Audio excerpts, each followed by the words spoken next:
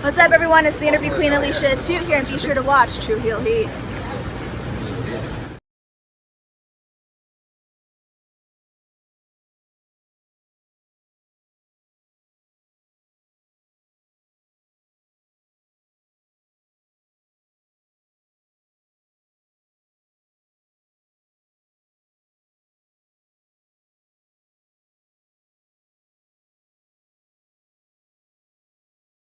Hey guys, it's Rosa and welcome to True Heel Heat.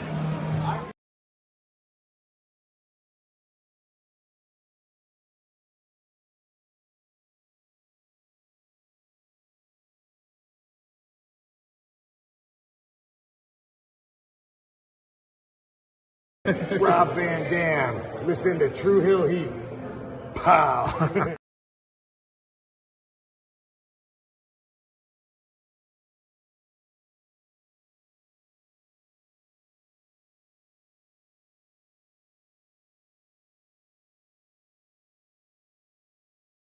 Alright, this is Danhausen here, very nice, very evil. You are watching True Heel Heat. Probably should have had MJF do this, but here we are.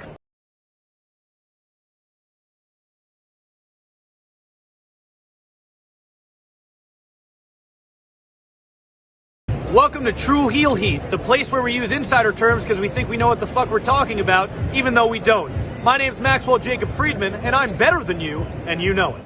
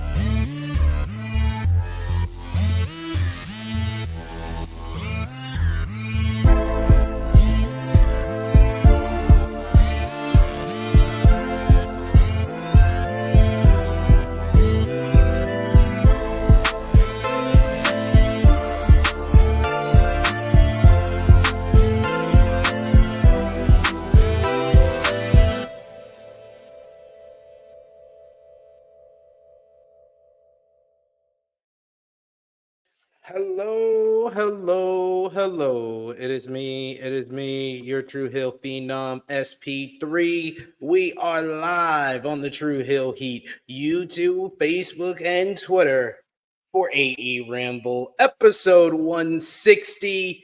You ruined it. Reviewing the August 21st, 2024 edition of AEW Dynamite. From Cardiff, Wales, the first Dynamite outside of the United States. So, of course, we are here to discuss it. And, of course, to do that, I am joined by the man of 55,000 subscribers. You go to him for your TV and movie reviews, as well as your honest criticisms of All Elite Wrestling, Tony Khan, and everything else, as well as his great Yankee fitteds, the one and only Jimmy Macram. Hello, ladies and gentlemen. Yes, the first Dynamite outside of the United States, because even SP3 knows Canada is not a real place. I hope you all are. Outside of North America, my bad. Outside of North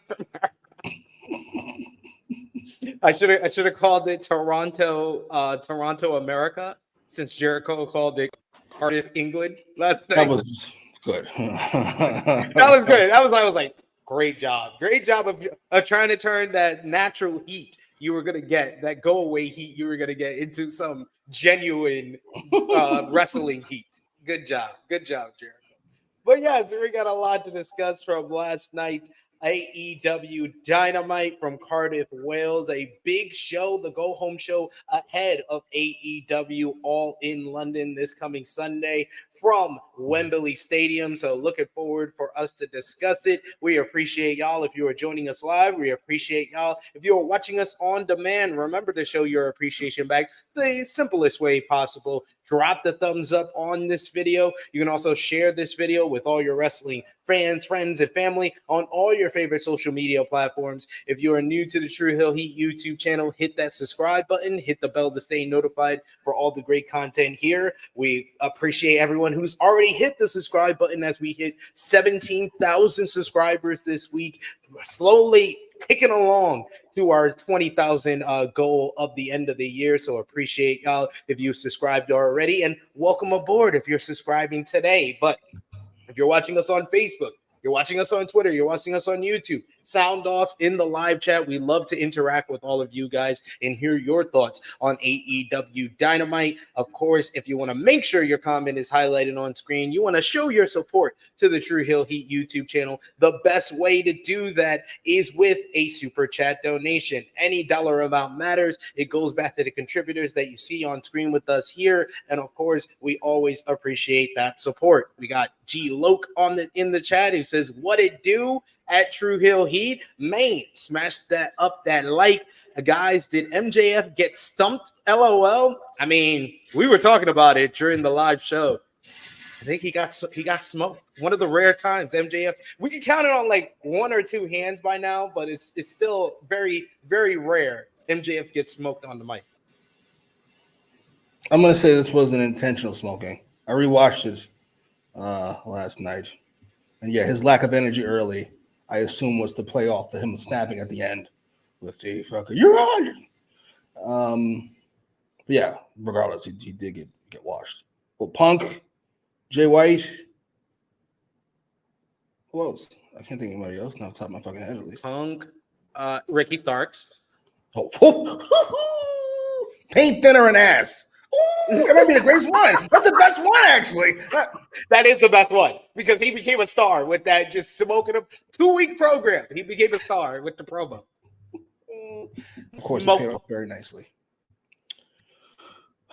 We'll talk about that before we get into last night's show, as Ricky Starks found himself in the news this week. But yes, we'll also talk about MJF and Will Ospreay's face-to-face showdown. We got Eric Isaacs as usual in the chat. Thank you for joining us, Eric, who says, "Hey THH fam, can't wait for All In this Sunday to see if the Dragon finally becomes AEW champ, or will Swerve retain? More importantly, will Bryan retire? Is this going to be the final match of the American Dragon?" I mean, I'm not mad at it. I see Jimmy's face. Either way, I think I'm like, it's like this is a great scenario. It's similar to the Swerve and Will Ospreay Forbidden Door matchup, where either option I'm not mad at all. If this wasn't Dragon, I would really hope for Swerve to win, because I love the idea of everybody rooting for somebody and getting disappointed. It's my favorite thing in wrestling. So you loved WrestleMania 39 when Cody lost to Roman. I did. I did love that. I thought it was the wrong decision, but I loved it. And what was the other big one? Oh, right. That just happened. Oh, you bums who thought fucking Drew should have beat Priest at Clash. That shit was hilarious. A whole country be sad. It's fucking fantastic. Yes. More of that, please. But not Sunday. Don't do that. Don't do that. That's different. That involves don't do it, Skip. Don't do it, Skip. I can't deal with it. I do have an announcement for Jimmy in the chat. I'm officially going to All In. I got my tickets today, thanks to the good brother. Shout outs to Sat E Nyangi, the one and only, who hooked the brother up with his connect. And I'll be sitting on the floor at Wembley Stadium for a Sunday show, and I might witness the American Dragons final matchup.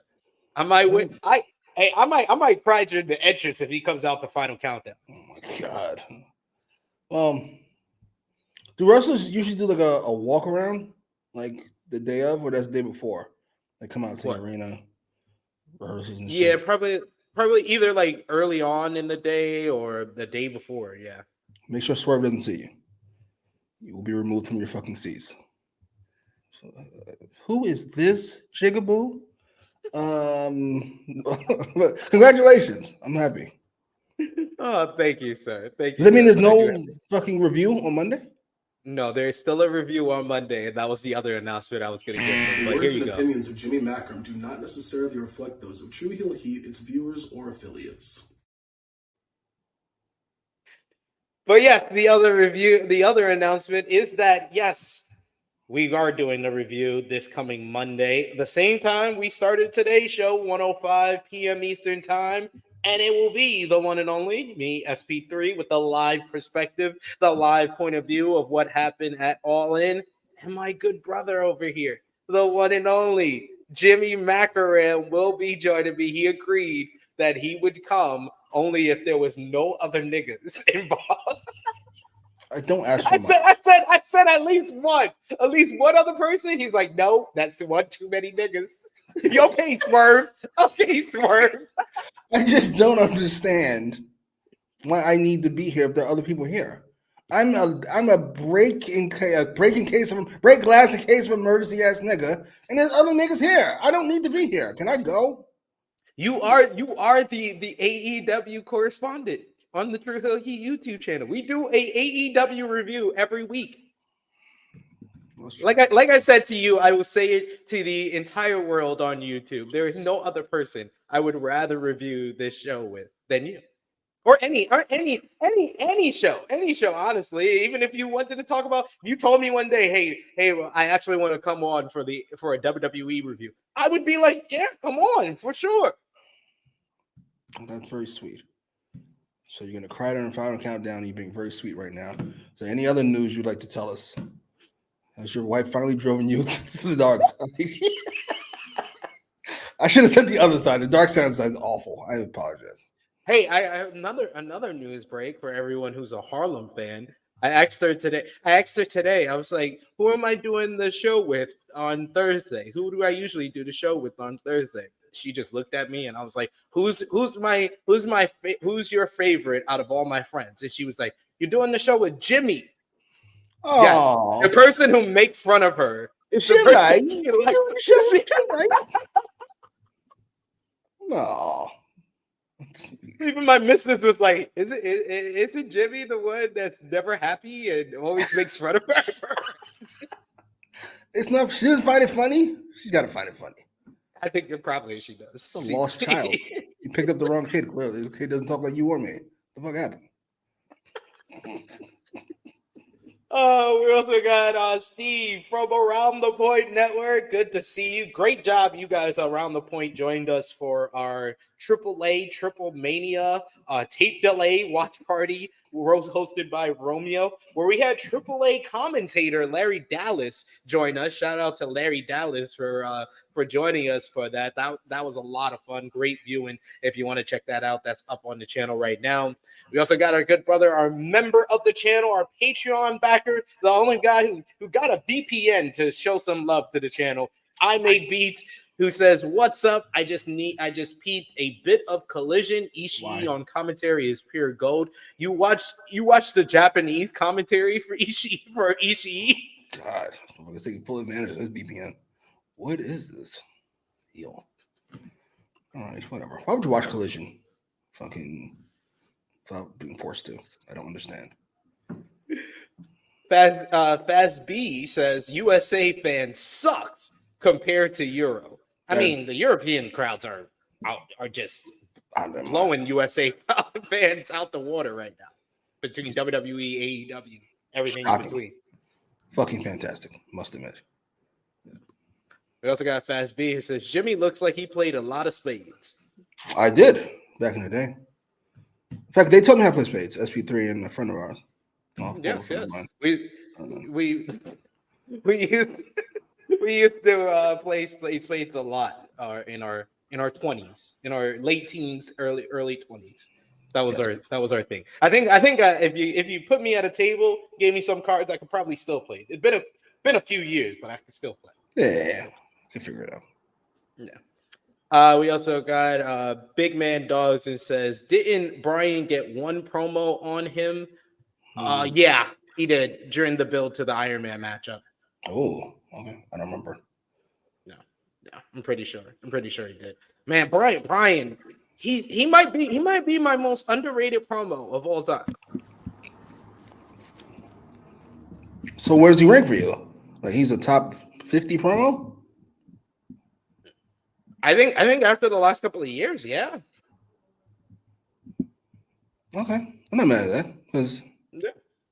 I wouldn't be my original guess, but he might be. He's fucking fantastic. Power Driver Finisher saying, fuck yeah, that's awesome, SP3. Thank you, good sir. I Make Beats saying, shout out Sat E Day. Indeed, it's going to be Sat E Day on a Sunday. Thanks to him. Appreciate him for sure.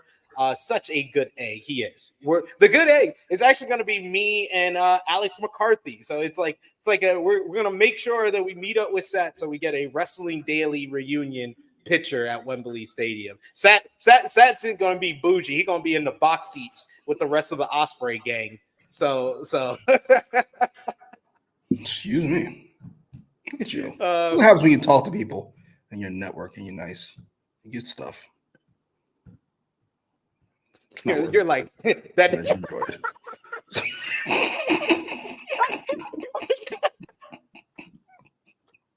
It was the opposite of what Ospreay said during his promo. You're like, it's not worth it. Only if you. So if you network events, be friends with events, you get some benefits. But that might be. I mean, outside of the jail time, that might be worth it. The words and opinions of Jimmy Macram do not necessarily reflect those of True Heel Heat, its viewers, or affiliates. Then you're in trouble. You have no clue why. Shocking. He sent her over, and now I'm in trouble. Where did he do that at? All right, whatever. Now we got Frantic World in the chat joining us. We got One Mike Nation. It says, what's up, True Hill Heat fam? I think going to need you to fill me in on Dynamite. Had to miss it due to flying to Europe for All In. Oh, you're going to All In? Well, if you see me, definitely holla at me. I think I'm going to make an appearance at the Wrestle Talk, doing a pre-show party before All In, just a couple of minutes away from the stadium. So I'm gonna be out early by Wembley Stadium, but I'll be at the arena like probably after 4 p.m. local time. So if you see me, definitely holla at me. I'll be on the floor if you want to say hi, and we'll take a flick for the gram or for whatever social media you use. One Mike Nation. Always love you seeing you in the chat. We got I Make Beats who says, I don't run from the grind, Jimmy. I see. Fucking collision? That's impressive. I ain't gonna lie. That's impressive. And yeah, I was going to ask you about this. What do you think? Frantic World saying SP3 and Jimmy, did you see what Scott D'Amore said about AEW TNA relationship? Did you see that? I did not. So Scott D'Amore had an interview with Chris Van Vliet, of course, one of the best interviewers in the game today. And they talked about the TNA AEW relationship in light of like the recent comments from some people in TNA who has been saying, the WWE relationship is how to do business right. Really, it was Moose who was like the most kind of like negative about the whole thing.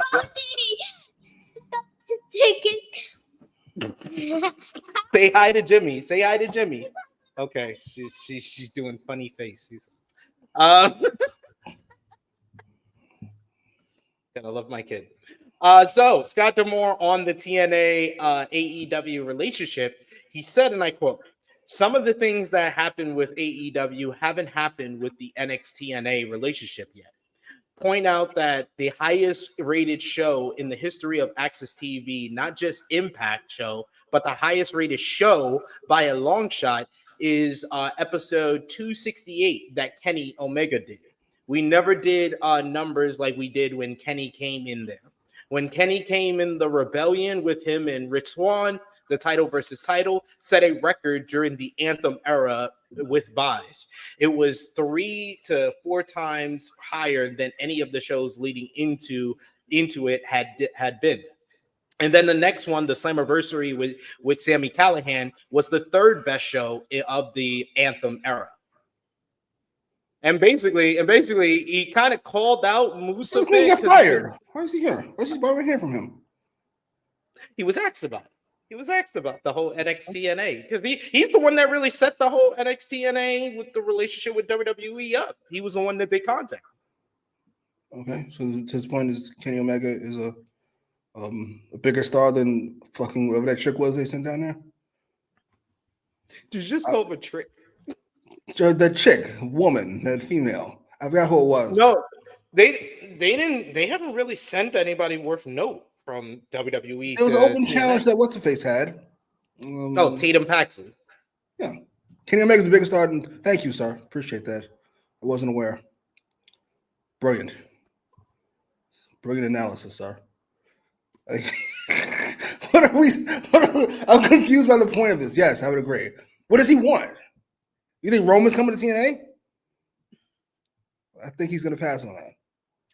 Punk? Cody? No. What do you want? Styles. That's all they want. They want AJ Styles. Come on. He ain't doing nothing. That's true. Yes, this is not a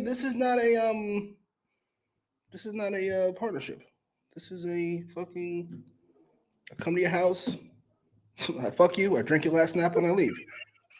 What do you want? You never take me anywhere anymore. You're not my girlfriend. I drink your snap.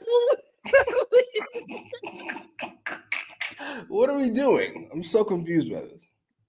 Responding mean to Moose? Who cares what Moose says? I'm so confused. Why'd you bring this up, Frantic World? This fucking yes, about to say this just talks about the star power of Kenny Omega. What are we doing? No, it's because fans have been shitting all over AEW, saying AEW did nothing for TNA. Oh, that's what this is about. I think that's why. No, it's not why Scott D'Amore is answering this or bringing this up. It's why Chris Van Vliet asked about it.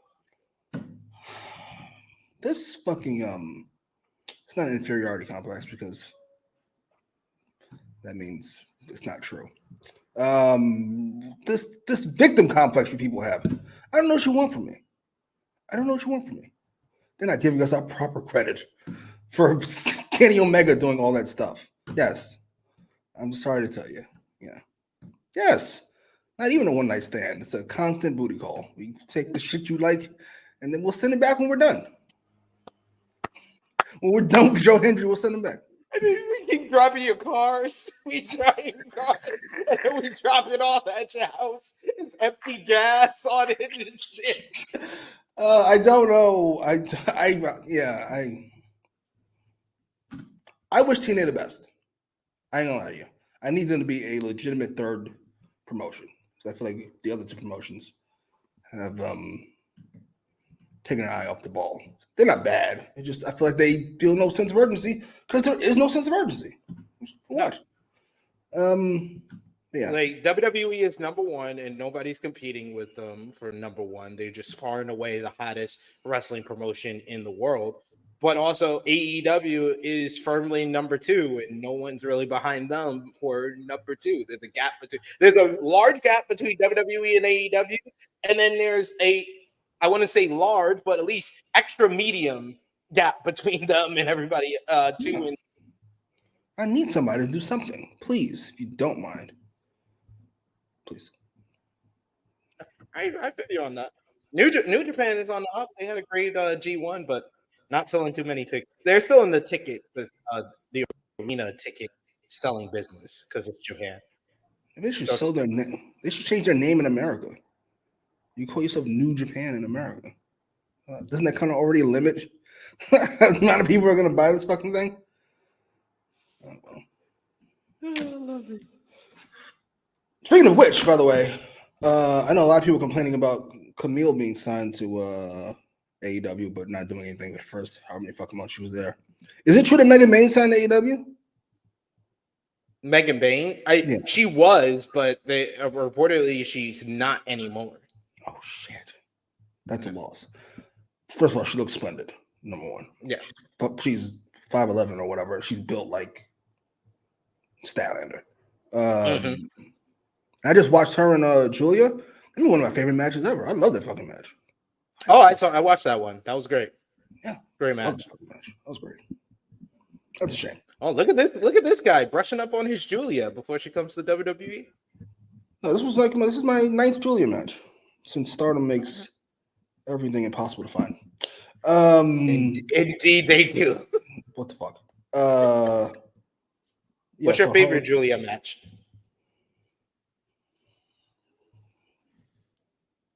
I'll tell you mine. Mine is her versus Shuri. Who? Shuri. What she look like? Don't say she's racist. No, I'm not gonna say that. She wears like red gear. She usually wears like red long pants, red boots. She's got short hair.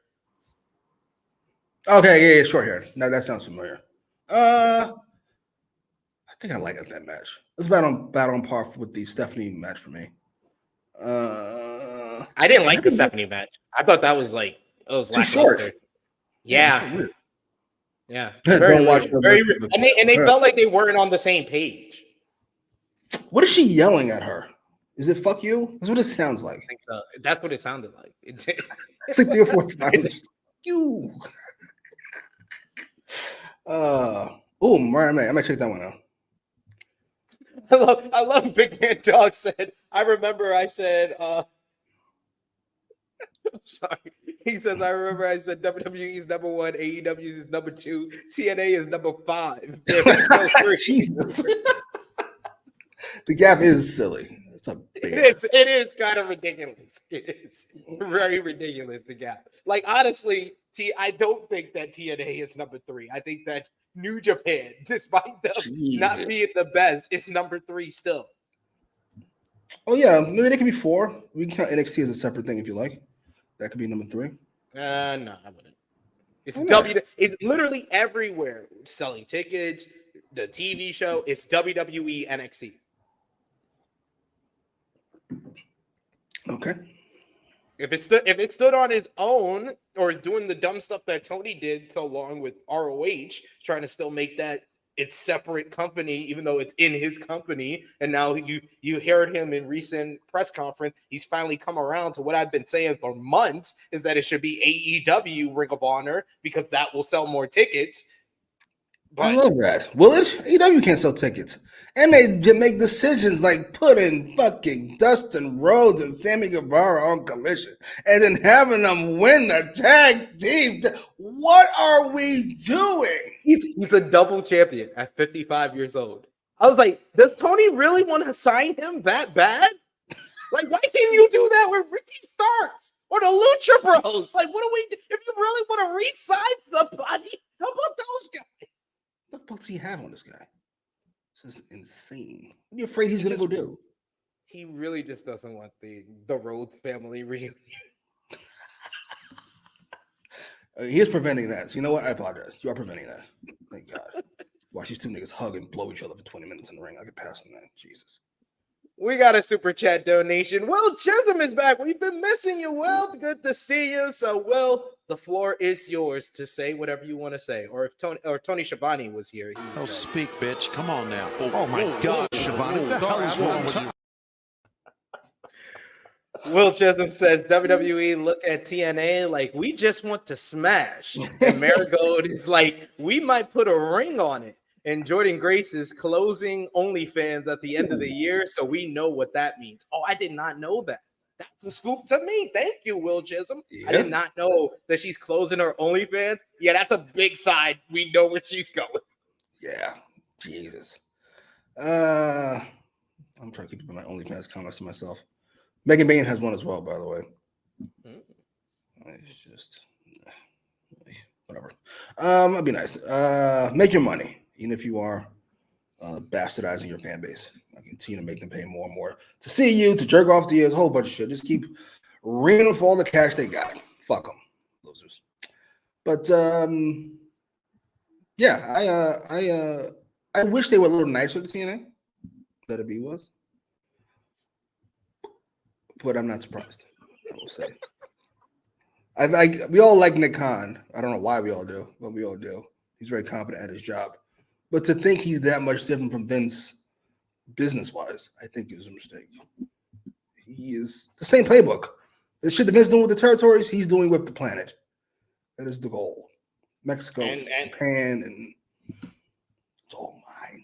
It's despite my praise of Nick Khan, I gotta echo the same thing. I gotta keep the same energy that I keep with Triple H. Whenever Triple H does something that's reminiscent of Vince McMahon, I say, who taught Triple H how to book? It was Vince McMahon. Who hired Nick Khan to be in this company? It was Vince McMahon. Oh, like, I agree with what your sentiment of what you're saying. Like, we shouldn't be surprised if he has the same kind of business practices. Our good brother from Fightful, the one and only Joe Pearl, he says, I walk into TNA slander. This feels right. Check out Joe Pearl. He does a great job over on the TNA Impact post show where Krista Star every Thursday on the Fightful main channel, right after me and Kate talk about Ring of Honor over there. So check us out tonight as well. You talking about Ring of Honor? Well, I literally said on the first time I did the show on the Fightful channel, I was like, if you don't watch Ring of Honor, that's fine. I'm going to watch it for you, and I'll tell you about it. Oh, that's sweet. I'm assuming you guys do a great job. We do. We got in the chat Frantic World who says, I like Julia versus Mariah May. That was a good match. I think that was in the 5-star Grand Prix last year. Real 5-star Grand Prix, Mariah May's performance in that is, I think, what really got her the contract with AEW. I gotta look at some of the stuff. Yeah, I've been keeping up with the 5-star Grand Prix. It's been some good stuff. Not like blowaway matches, but consistently some good matches on the cards over there. Now that I'm done with the G1 Climax, our boy Zack Sabre Jr., the G1 Climax winner, first ever British wrestler to win the G1. Bryan Danielson correctly predicting that winner. That'd be nice. I like Zack Sabre Jr. You do. That's just right there. Come on now. Let's have a little bit of respect. Hey, they can't put it.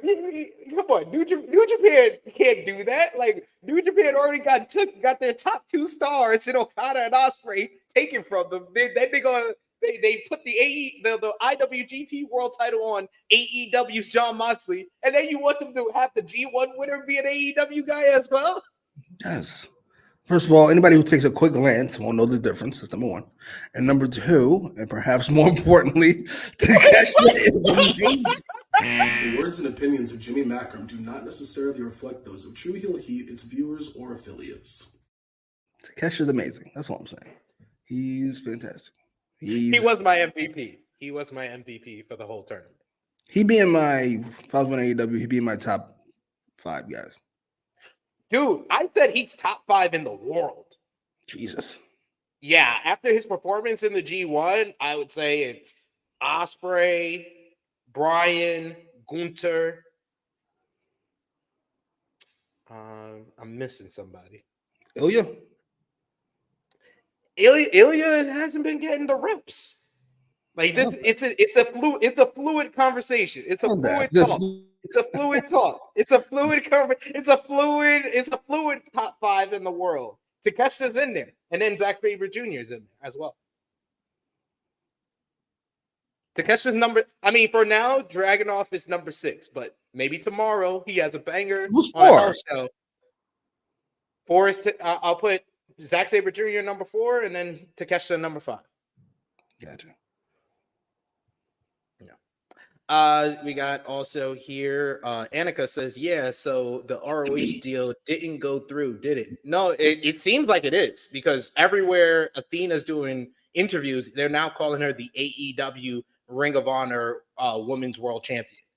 And also, it seems like Tony's been wearing those. You've seen the different interviews he's been doing with a big-ass smile on his face with Warner Brothers and Max hats on. So weird. I really don't know what to expect. If this was anybody else, I'd say the deal is done, and it was a good deal. It's Tony Khan. My guess is the deal is done, and it's not great. He thinks it's great because he's an idiot.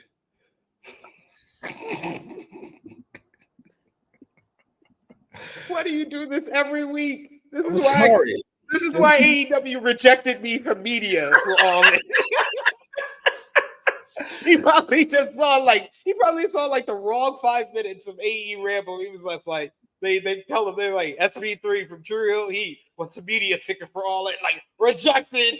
No, he works with Jimmy. I'm just saying, sir. You finally took that deal, huh? I know they lowballed you, but you didn't have a choice. Fucking niggas let you down. Like MJF said, Ospreay let you down. I don't know what to tell you. Sign what they give you. It is what it is.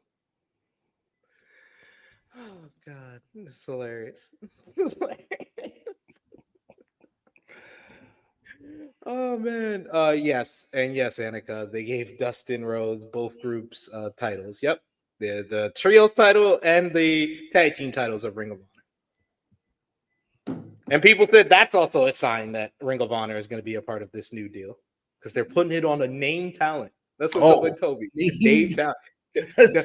You mean his last name? Okay, I guess you're probably right. Absolutely. Yeah. Double the deal. What's double mean? What's the number? Yeah, they said at least double of their last deal. Their last deal. Well, their last deal got like evolved and corrected and increased multiple times. So I don't know what that means. I don't even know know what I'm saying. Like originally we heard they wanted $1 billion. We all thought that was high. But Tony Khan was going to ask for it. And then we heard, I think recently, 725 or something like this. You got that? You call it a win. Yeah. Anything between 700 to 800 million, that's a win. You call it a win. You take your win, you run with it.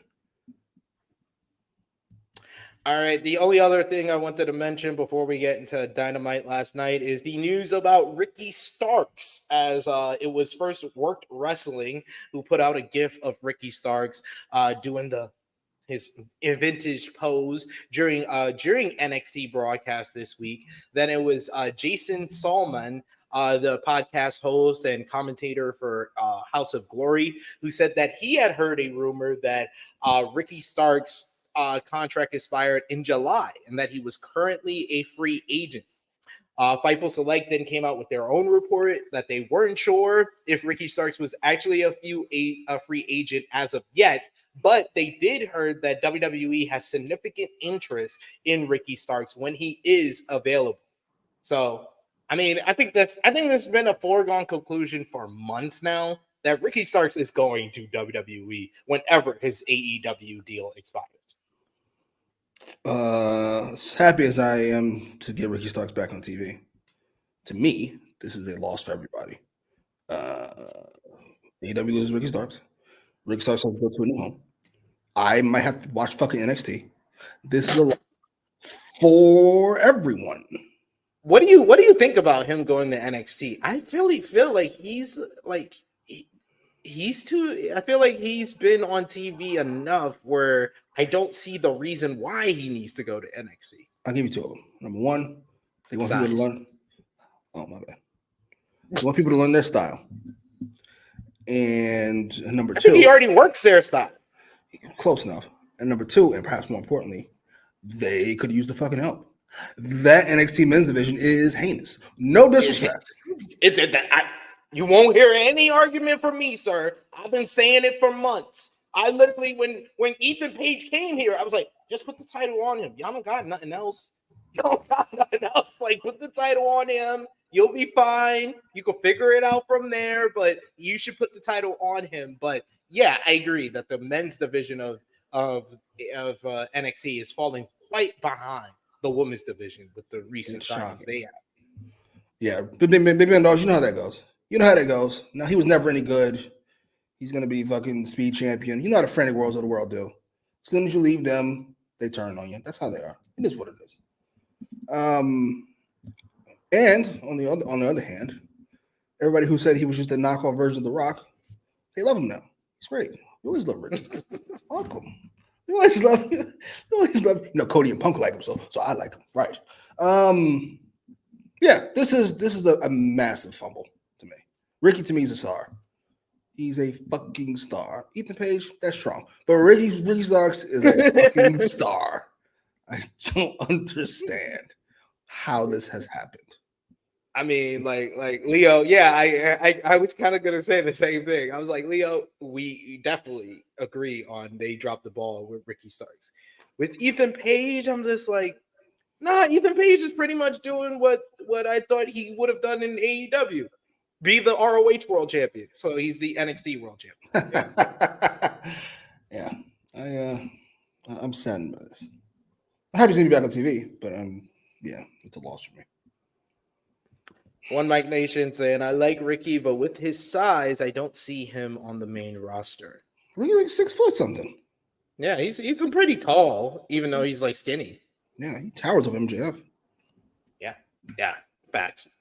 But keep coming with those comments. Keep coming with those super chat donations. Always appreciate that support. Whatever dollar amount matters, and we will definitely highlight your comment on screen. But we got to talk about AEW Dynamite, which was from Cardiff, Wales. What did you think about the crowd yesterday in Cardiff?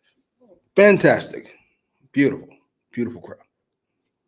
I would say one of the best crowds of the year, and definitely the very best non-slave state crowd of the year. Yeah, it was a small arena. I think I saw 4,200 people in there. It looked great. It sounded great. I don't understand what the issue is. I should tell you something. 50,000 fucking person arena with 12 people in it. What a terrible fucking idea. Jesus. AEW Dynamite came on the air with Excalibur welcome us to the show, as well as Tony Schiavone was in the ring, and he introduced the TBS title contract signing between Dr. Britt Baker, DMD, the challenger this coming Sunday, and the AEW TBS champion, the CEO, Mercedes Moné. She came out with Camille. The two women got into the ring. They agreed to no physicality on this night. Baker got a loud ovation during her entrance, while Mercedes got some loud boos, but she did get some CEO chants when both women were in the ring. Moné told Cardiff to say hello to the CEO with doing the DMD hand gesture, which was cute. She says Baker was the past, while Moné is the future, as she signed the contract for this Sunday's TBS title match. Meanwhile, you had Baker. Baker said that Moné can say what she wants now, but in talking about the past, Moné had to hobble into All In last year and watch the show from the crowd. Before there was a CEO, there was a DMD, and Baker signed the contract herself. Promptly, we get Moné, who gets on the mic, and she promptly gets some loud boos and shut the fuck up chants. She mocked the crowd and said that this is Baker's dream match, as Moné inspired Baker, who had to rely on a little degree to fall back on. This wasn't her first option. She wasn't confident in herself enough like Mercedes was. Mercedes has been putting women's wrestling on the map for the last 10 years, and that's All In. Baker said that she had the guts, the heart, and balls, and she's never had a plan B. She had 2 plan A's.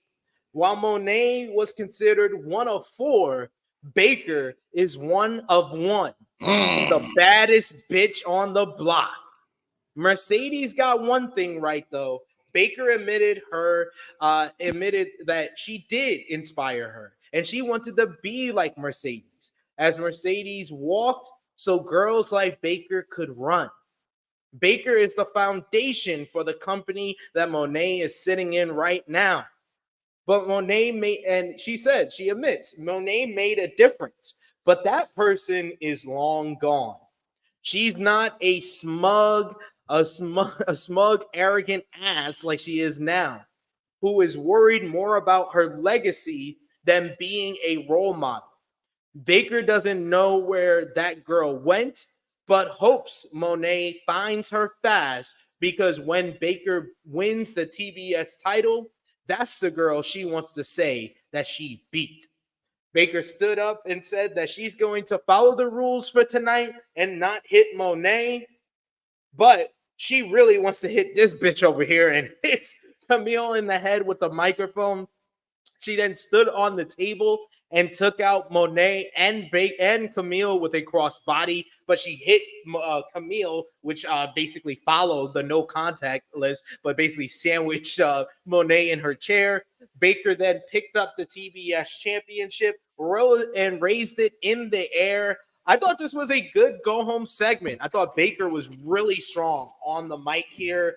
This was her best promo work since the initial confrontation between the two women back in July. So I thought that this was a very good go-home segment, which got some heat back and got some momentum behind this rivalry, which has really suffered since the suspension of Dr. Britt Baker in July and early August. So they got some momentum back here. A good segment here. What did you think?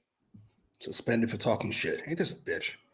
I don't know how this non-contact thing works. That feels very odd. So, like, if, like, say Layla Hirsch was here, could she, like, pick up Layla Hirsch and then throw her at Mercedes? Yeah. As she don't touch her. So, could she stab her with a knife since she's not touching her? But you might go too far and you might touch her. Right. That little hand. Yeah, you know. This was really good. This was easily Britt's best babyface work to me. I like it even more than 2 weeks ago, 3 weeks ago. I don't know how fucking long ago that was. Nanny says she has to deal with what's she talking about? Stroke? Seizures. Stroke? Yeah. Yeah, no, it was mini strokes. Oh, Lord. Yeah. This was just straight to the meat and potatoes of it. Mercedes was fine, which for her is fantastic. Good job. Appreciate it. I love how everything Mercedes positive has to come with an insult. No. She's the best in-ring worker in the company. For vagina, obviously. She's fantastic. Come on. Yeah. That's what I said. He said a little nicer than I said it, but that's exactly what I said. Good job. How do I say this? This might have worked a little better if Baker was younger or Mercedes was older. It feels weird because then them talk about like this, watching her, and it's like you're the same age. I think Baker's like a year older. I think Moné is younger than her. Yeah, so this is weird. Other than that, I thought it was great. I thought Baker came across like a super confident babyface, like a borderline arrogant, but mostly just confident babyface. Because you don't have to be completely white meat to be babyface. CM Punk. You don't have to be Cody Rhodes. You can just be yourself. You can just be a dickhead. Only works for Cody Rhodes. Yes, that's the thing. You know, this company might have took his mojo. This company took his mojo. I mean, I'm very wary of getting booed. Don't worry about it, sir. Fuck him. Just be you. It'll work out. It always does. You'll be fine. Fuck him. All right, I'm sorry. I'm distracted. I'll end up ranting. He's like, this is my last chance. He's like, it's my last chance. he's like, I got nowhere to fall back on. No, you're not going to TNA. Ill. Yes. Don't worry about that. Cancer and fucking all of us together. I believe you. I don't believe you. Please stop. He's like, I like you, and I don't believe you. You're my favorite wrestlers ever. Please stop talking. What are we doing? Don't do this to me. All right, that's enough. Good question from Annika. She says, who should win at all? I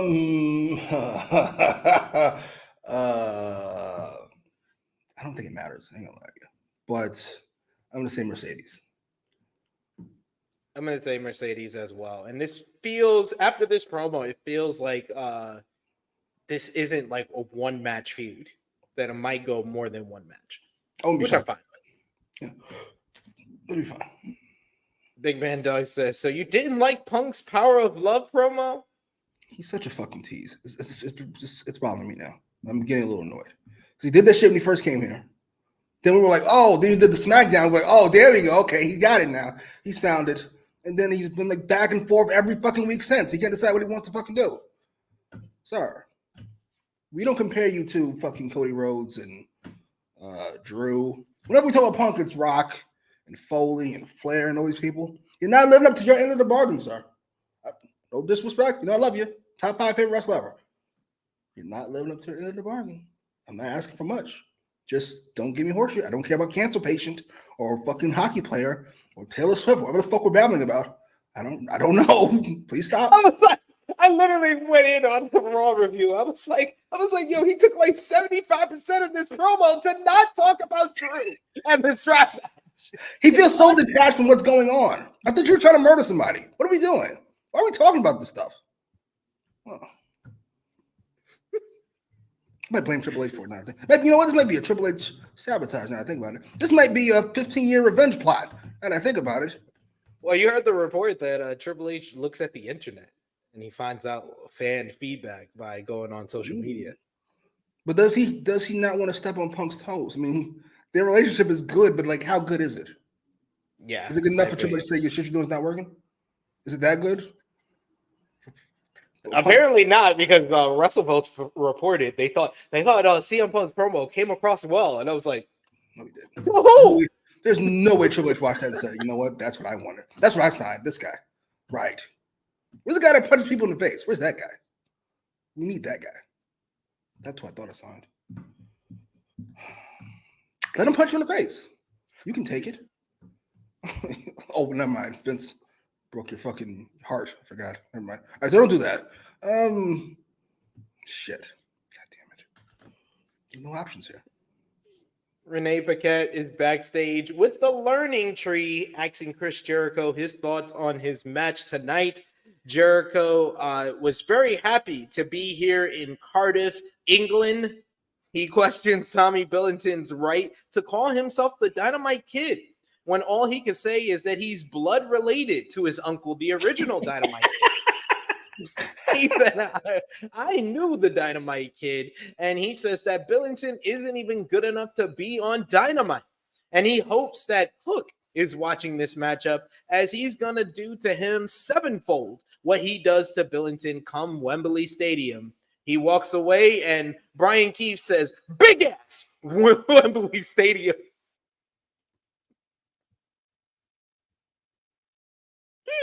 Brian Keefe with the big ass Wembley Stadium reminded me so much of Tracy Morgan delivery, what we were talking about when he first started doing this gimmick.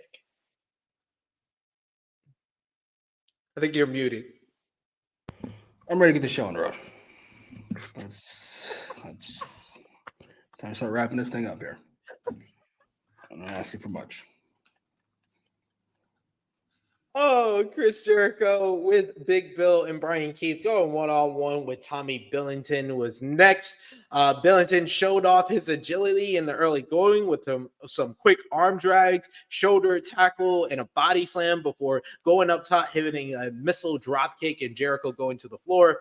Billington was out after him, but as Jericho was slid back in the ring, he distracted the referee Aubrey Edwards, which allowed Big Bill to throw him into the ring post after Brian Keefe tripped him on the apron. Jericho controlled during the break, and when things returned, both men collided with a double cross body block. Billington was up first and strung together a series of offense, but Jericho responded with a lion salt for a 2 count. Reversal switches led to Billington hitting a German suplex for 2. Jericho answered, sweeping the legs and going into the walls of Jericho, but Billington made it to the floor as Jericho waved to the crowd, but the delay allowed a snap suplex and then a tombstone by Billington. He went to the top rope, but instead of going after Jericho, he connected with a dive onto Brian Keefe. He then threw a charging Big Bill into the barricade. He went up to the top rope for the flying headbutt of the Dynamite Kid, but Jericho caught him with the code breaker for the 1-2-3 in midair to pick up the victory here. This was a solid showing for Billington. He looked good, but it just went on too long. It went on too long, and I feel like I've said that like 8,700 times in the last 2 years about Chris Jericho rivalries, matches, gimmicks. It just feels like a common theme. Jericho took the microphone post-match and called Hook a stupid bastard who hopes he was watching. Jericho said that he'd rip Hook apart branch by branch. Hook's music then hit, and he power walked himself to the ring. He got right into Jericho's face, but got blindsided by Big Bill, who hit a massive choke slam on Hook as the Learning Tree stood over Hook. The Hook versus Big Bill matchup that was initially announced for, I thought it was for this show, That's going to be taking place on Saturday's Collision from Cardiff, Wales. So we'll see how Hook responds to this post-match beatdown. What did you think about Jericho and Billington and the post-match with Hook? Jericho and fucking not Dynamite Kid was fine. This was 5 minutes that had been great, but it was 10 or 9 and change, I think. Not fine. Too much. Post-match, we might start having a dialogue about Hook and where he ranks as far as stupid as kayfabe wrestlers goes. We were very hard on Wardlow and Damian Priest. I think Priest has kind of redeemed himself. Wardlow's been MIA. Hook coming down to the ring to get choke slammed was so jarringly stupid. It didn't even register. I was like, what just happened? I thought we were missing a beat here. Wow. That was terrible. I'm over all this. Have Hook. The Rampage Kid. The Ring of Honor fucking kid. The Ring of Honor kid. Yeah. This feud has been awful. It lasted way too long, obviously. So let's end it. Put a bullet in this fucking thing on Sunday. Yeah. I'm hoping Hook wins and then retires the FTW championship. Hands it to his father in a show of love and respect. It'll be beautiful. One less belt, it would. Please. I gotta move on. I gotta move on from this FTW vortex I've been in for the past 2.5 years. Oh, please and thank you. Like even Taz, he only had the FTW title in ECW because he wanted a shot at the ECW heavyweight championship. And once he got that, he just threw the FTW title away. What a great idea. Fucking him was a genius. I'm sorry. Jesus. I might watch ECW and done with it. 1997, 1998, best, and 1999. Those three years is my favorite for ECW. Even though 95 has some good stuff like Raven's run as the top heel. You mean fucking bootleg Jack Perry? Sure. Genesis J says, can Ricky take Jericho with him to NXT? What kind of sabotaging that shit is this? Send Russo to WCW. I'm not falling for that. Not falling for the okie doke. No.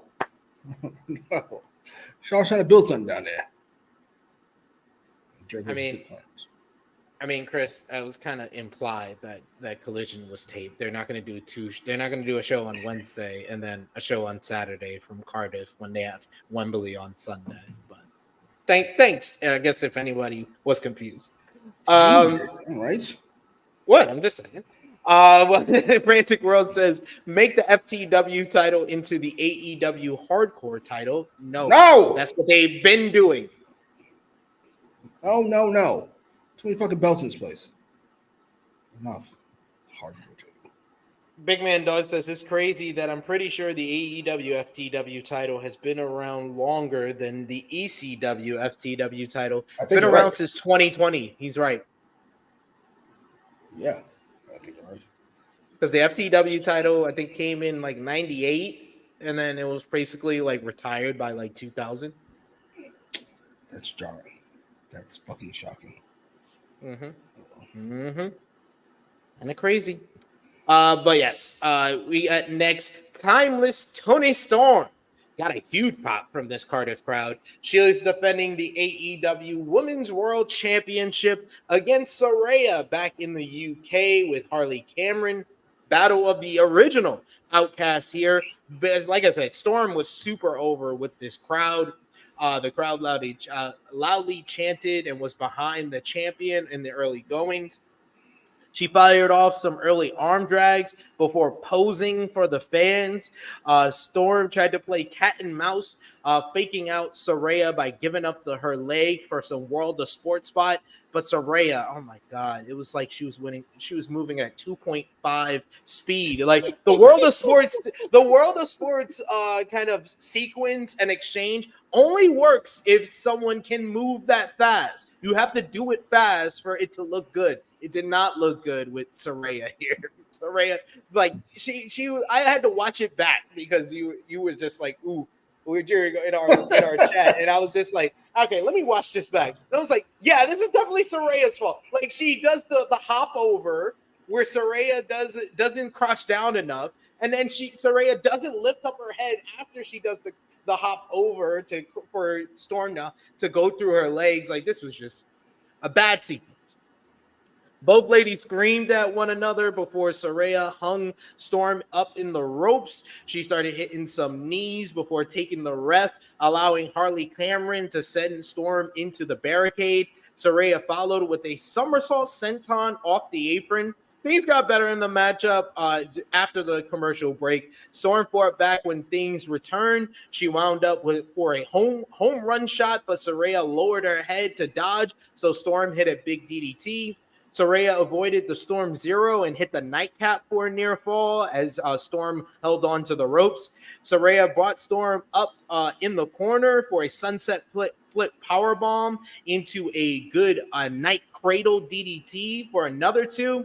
Taking too long to follow up, Storm hit a big choke bomb, but Cameron jumped on the apron only for Storm to plant her with a huge smooch, kissing her, showing the timeless gimmick off. Saraya ran and collided into Cameron as Storm old-schooled her and gave her a kiss of her own, and then hit Saraya with the Storm Zero for the 1-2-3 to retain the AEW Women's World Championship. She will now go on to defend the title against Mariah May this Sunday at Wembley Stadium, but it wasn't too long for the celebration as Mariah May showed up, appearing from behind, blindsiding Storm with the shoe, which was still bloodied weeks ago, and she still has the blood on the shoe. May clutched Storm into her arms, cuddling her a bit, and then planted a kiss on her forehead before rolling around in the ring. Timeless Toni Storm, and then posing as she posed over her ahead of AEW All in London this Sunday in Wembley Stadium. I mean, we know very well, we've been both watching wrestling for 30 plus years. The Wrestling 101 rule is if they stood tall on the go home show, they're probably losing on the pay-per-view. But I think we both want Mariah to win at the pay-per-view. So now they made this outcome a little bit more unpredictable. So I'll give them credit on this post-match angle more than the match itself. The match was better after the commercial break, after that awful exchange. Jimmy, what did you think? Saraya clearly had time remembering the exchange or having the ability to do it. I don't understand what everybody's obsession with this exchange. I've seen it several times. I've seen Toni do it several times. I've seen Becky and Bayley do it. It's not a good enough exchange for people to be doing it this often. It's not good. Even when it's done well, it's not good. I don't understand. Oh, well, fuck it. It's kind of goofy. Yeah, thank you. It's goofy. And not in a wrestling is goofy kind of way. Just goofy to look at. It's awkward. How do I say this nicely? I don't want to keep shitting on Saraya. It's wild how little this match feels compared to the way it would have felt a year and a half ago, a year ago even. It's just here now. This almost as a main event. Or fucking just a little while ago. When all you told me Saraya's back and she started the fucking women's revolution and WWE wouldn't do this if it wasn't for Saraya and who's the other one? Oh, AJ Lee. Whatever. Who cares? Post match was what it was. I'm concerned.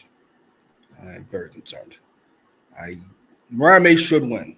There's one result that should happen on fucking Sunday, and it's this one. Mariah May should win. I can let you go any other way with all the rest of them, but on this one, it's Mariah May, and it's not that hard to think about. Don't botch this. We got Christopher Kidd. This match was less than okay. Segment should have been better. Less than okay. I like that. That's why I start insulting people. Less than okay. Less than okay. Better than awful. Just slightly better than awful. That's another way to say it. Very naive. Saraya, huh? We got Big Red Dogs. He says, I remember when Saraya came back and I thought she was going to be a game changer. I was naive. Clearly. That brings us to the news that Fightful Select reported this week that Saraya's contract is almost up with All Elite Wrestling. What do you think? Should AEW re-sign Saraya, or should they give WWE the option to bring her back into the fold? I don't see it happening. I feel like they found her level. Her level was Rampage. Now, if she wants more than that, you got to let her bid her farewell. But otherwise, listen, she's a name. She's fine on Rampage. Her and Harley Cameron have some type of fucking chemistry together. Let her rock. No, wait a minute. I think this is false. I think this is false. The second part is false, Will Chisholm. He says AEW fans don't want Paige and WWE don't want her also. WWE wants anyone from AEW. They literally watch AEW to recruit talent. They don't want, recruit. Who said, you know what? Here Triple H, here's this footage of fucking Paige, fucking 12 years later. Well, Paige was one of his NXT girls. He's also got he's got fucking eyes. He's old, but his eyes still work when he puts his glasses on. Paige is going to be the newest member of Pure Fusion Collective. All right. I'm not fucking one Paige. Fuck out of here. Sorry. I feel you. I wish you were better. you know who's going to get the job done? You know who's going to get the job done? DJ. The final boss. He made the movie. He made the fighting with my family movie. So he's gonna be like, hey, I'm the one that put that all together. I'll put this deal together. You want a hot AEW talent? Who cares about Ricky Starks? Who cares about Lucha Bros? You need Paige. No one is a bigger mainstream star than Paige. That's what I'm saying. We're going to a bigger mainstream star. I can see the Rock fucking saying that. We've got to utilize all our different properties and aspects and driving forward revenue and all the horse shit that comes out of Rock's face these days. Good Lord. I can see that. No. The Triple H say, I don't think it's a good idea. And then, Triple H is going to be like, you know what? We're going to welcome her home.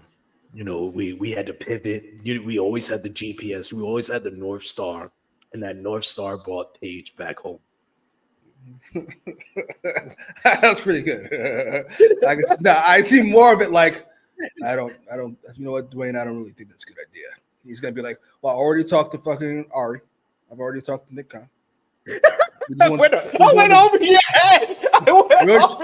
We just wanted to bring you in. I hated that documentary so much. Me, Ari, and Nick Khan, and also Paul. Wow. Okay. Also Paul. Power Driver Finisher, this is a good point. He says, I don't think so. AEW hasn't been able to capitalize on whatever Saraya star power, quote unquote, had formed WWE, but in ring, also nothing much. So I'd be up for her back on WWE if they have something for her. They got a whole bunch of stables. Pure Fusion Collective. Perfect. Hasn't been able to capitalize on whatever Saraya star power. How many people can we say that about? Hasn't been able to capitalize on whatever star power this ex-WWE person has. All of them. Vast majority. Yes. Brian and Punk. Yeah, but the only stars they fucking made are stars that weren't stars in WWE. Fucking Swerve and Tony Storm. Yeah, that's it. Edge, there's another one. Another fucking bum. No disrespect. Love you, Edge. I just mean compared to the star power you had when you left. That's all. No disrespect. That's all. He didn't have much, to be honest. I think the whole the 18-month Judgment Day storyline took all the star power. Yeah, more than he has now. 18 minutes with Daniel Garcia. Everybody wants to see NXT now. Would you all knock it off? Stop it. Stop playing around. It's over. Sign your ass to AEW. Get over it. They're gonna be like, we got it. Triple H is gonna be like, we got a Daniel Bryan replacement, Daniel Garcia. We're gonna call him Daniel Bryan Garcia. But slip some steroids into his fucking oatmeal because it ain't gonna work out otherwise. I don't see it. Sorry. Oh man, we got Big Man Doug says Saraya can be NXT general manager or something if Ava is supposed to be a wrestler. I think Saraya still wants to wrestle though. Yeah. He's like, I saw enough last night. Backstage. Backstage, Renee Paquette is with the Conglomeration, the entire Conglomeration. Mark Briscoe, Kyle O'Reilly, Tomohiro Ishii, Orange Cassidy, and Willow Nightingale. Mark Briscoe says the word of the day is proliferation. And I think it's hard to understand when he gets so hyped up. So I'm trying to my best. He says, we in full force tonight, and I'm gonna give it over to my main man, Kyle O'Reilly. And Kyle O'Reilly starts doing a bad Jimmy Macram British accent when he's mocking my daughter. As Willow Nightingale got hyped up at Kyle O'Reilly doing an English accent. But Briscoe takes back over, and then he changes the word of the day. He says the word of the day is also Cardiffication.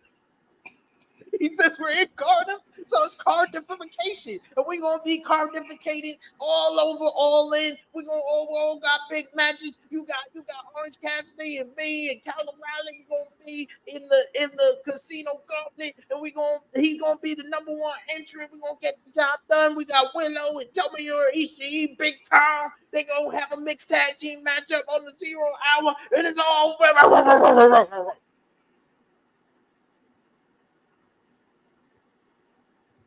I'm sorry. Best promo of the game. Oh my god. It's like what is similar to what I'm gonna say about Will Ospreay. I only got like 75% of what he was saying, but what he said, that 75% was on A. It was on A. It was A tier. 75%. Cardification. I'm sorry. That might be my favorite word of the day he's ever said. And the fact that he says these words of the day, and 9 times out of 10, I don't know if he can spell all these words of the day, but he always uses it in a sentence like a professional spelling bee champion. So Mark Briscoe, one of the best promos in the game. You know who's one of the best promos in the game? The chick fucking 2 people down. Who's now playing the 5th in this fucking thing. What the fuck? I'm so annoyed. What the fuck? This is what I'm saying. Well, who was the brother we had on the pay-per-view? I want to say, the professor. What's his name? He was not at round table for some pay-per-view. Huh? Who? The professor, Chris something. Chris Mueller? Nothing? What, Professor? Wait, you said on this show? No, not on Ramble, but on some pay-per-view round table we had. Professor Chris. Thank you, Annika. Fucking Pothead Jones over here. No, I didn't know if you was talking about Dynamite or if you was talking about our show. We don't do the show with anybody else. That's what I was confused about. No, no offense. Yeah, he was talking about he has lots of hope in Willow, and we're gonna see if the booking is gonna work. What did I tell you? Never have any hope ever that they're gonna keep up any good thing they've done. And Willow's right back to where the fuck she was. Like I told you how she fucking would be. I hate these people. Tony Khan makes me sick. She's a champion. Of what? CMLL. Congratulations, Senorita Willow. Who are all fucked. Good job. El fuckdo. God damn it. I'm so annoyed. My Briscoe's hilarious. I'm so annoyed. I'm so bothered. Next up, we get Will Ospreay, who she been good? Yeah, she's been good. That's not the fucking issue. Dumb. Jesus. Fucking had a feud with fucking Mercedes, was the biggest babyface woman in the company. Then it's Statlander, and now what? For Ishii and Ben Stokes, what are we doing on a 0 hour? The been good 0 hours good? Come on, man. Jimmy wants more. Jimmy just wants more. He wants more for Willow. I understand. I understand. We got Will Ospreay going face to face with MJF up next. Massive ovation for Will Ospreay. This man was greeted like he was a god in Cardiff, Wales. He really soaked in the chants and the cheers. And then MJF's music hit, and we got the loud boos for MJF, and you can see Ospreay visibly laughing. Taz described it as a fart in church.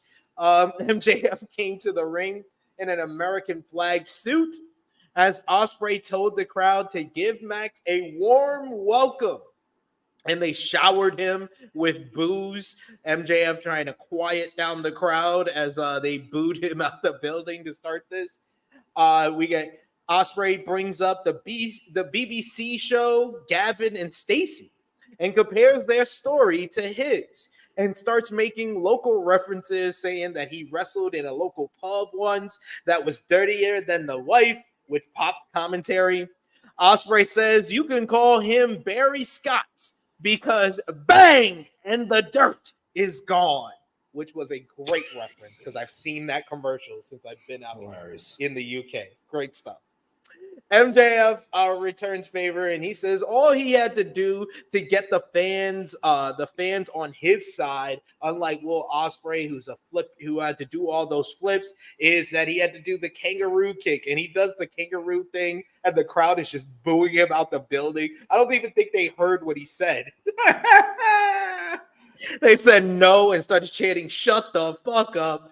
MJF said that he was still injured when he made his return, but he had to come back early because he was begged by top brass in AEW and Warner Brothers Discovery to clean up Ospreay's mess. You old arrogant prick. Ospreay told MJF to look in the mirror when he's talking about an arrogant prick. Ospreay was hyped when he heard about AEW, and he and his friends laughed when they saw MJF was the face of the show. He says, yeah, the double clothesline bit made them all giggle. All In last year, he was like, it was one of the biggest shows ever, and it was headlined by two best friends jerking each other off.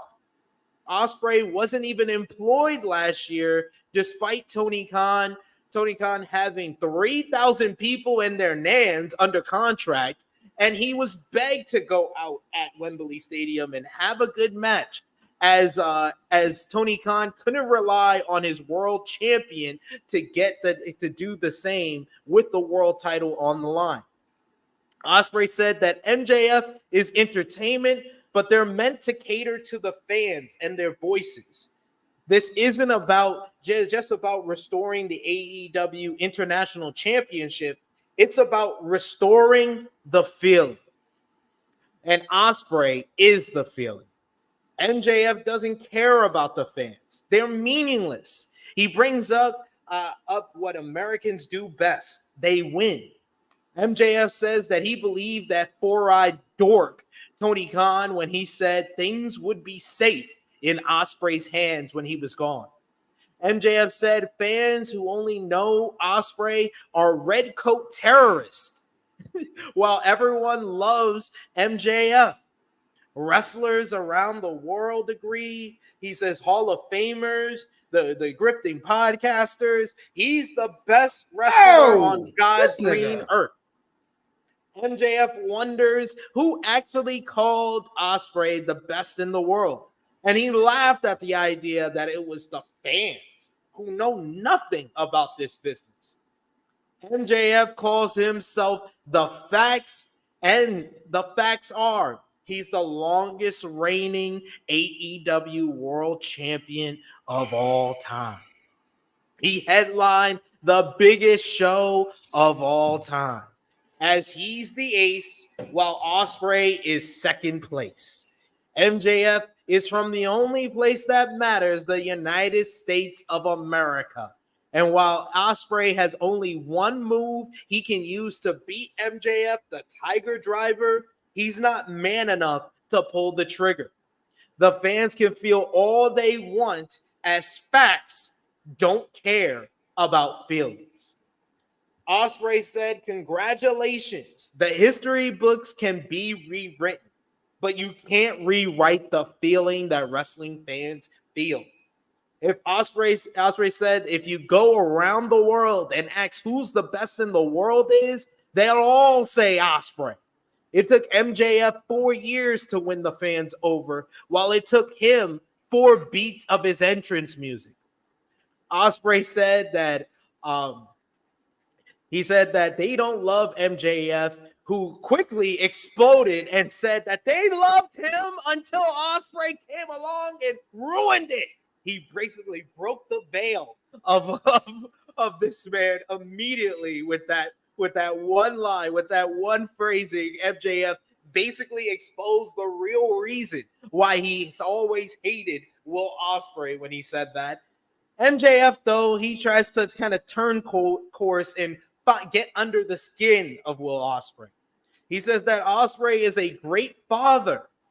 He says that he's a great father, a wrestler, but earlier today, he actually spoke to Ospreay's wife and his so-called kid. He said so-called since Ospreay's wife had him with another man, and Ospreay stepped in to be the father. He says it's quite nice, quite nice. MJF says that he got a feeling the next kid that Ospreay's wife has won't be Ospreay's either. You get a bunch of oohs and ahs from the crowd after that.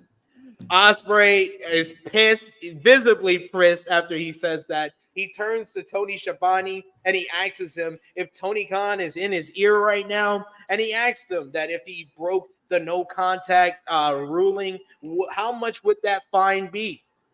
Schiavone said 100,000 pounds, which is $127,000. Ospreay thought about it and then said it's worth it. And he leveled MJF, punching him. Security that was around the ring for this face-to-face came in, but they were all wiped out by Ospreay until enough of them grabbed him and MJF blasted him with the Dynamite Diamond Ring, which he had on the whole entire time. Basically, he busted Ospreay open. He hit him with a vertical drop brainbuster and then counted the 1, 2, 3, pinning him. He then held up the American Championship before looking to put the death nail, the nail in the coffin, by hitting Ospreay with the Tiger Driver 91. When security and Christopher Daniels finally put a stop to things, Ospreay was laid out bloody while MJF left out of the ring and posed with the AEW American Championship.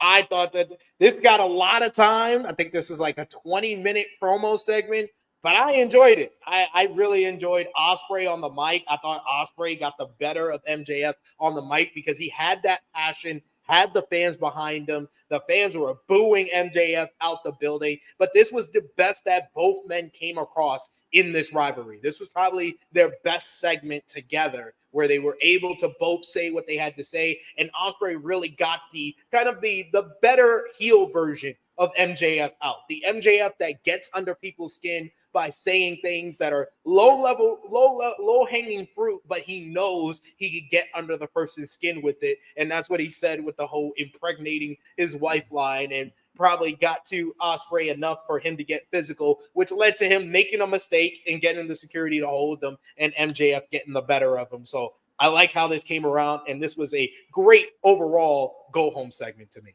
What did you think? Really good segment. Ospreay is splendid on the mic. Can't understand that word he fucking says, but he's great. He says it with passion, at least. He comes across as the consummate babyface. Even in the beginning, when he was like jumping up and down, it was like, this is corny, but strangely enduring. I don't know why. MJF started off really lethargic, kind of like I am right now.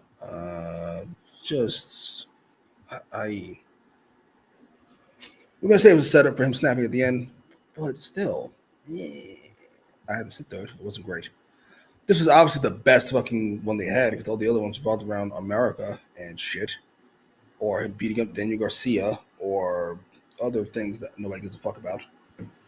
This finally worked. This is about the two big stars in the company. One who was a massive babyface and felt threatened when Ospreay came around. I like that as an idea. I like it as a concept. I felt like we should have been here the whole time. Now it's going to happen, so we can be done with it.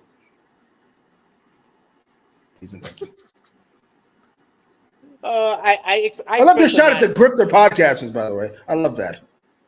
Grifter podcasters. He didn't say that. Why are you adding your own shit in there? Are you putting words in Jeff's mouth? Okay. You that mad? Yes. Someone called me a go for the podcast. Now, why? I got to sit back and fucking take it? No. You're gonna defend him? You're defending? I'm defending everybody who has a fucking take that people don't like. Of course, that's how that works. That's what Freddie World says about me to his friends.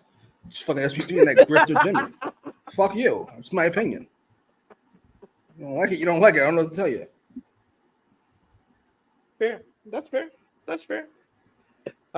Yes, Barry Scott. Barry Scott. I've seen the commercials. That was a great. That got a big reaction from these fans as well.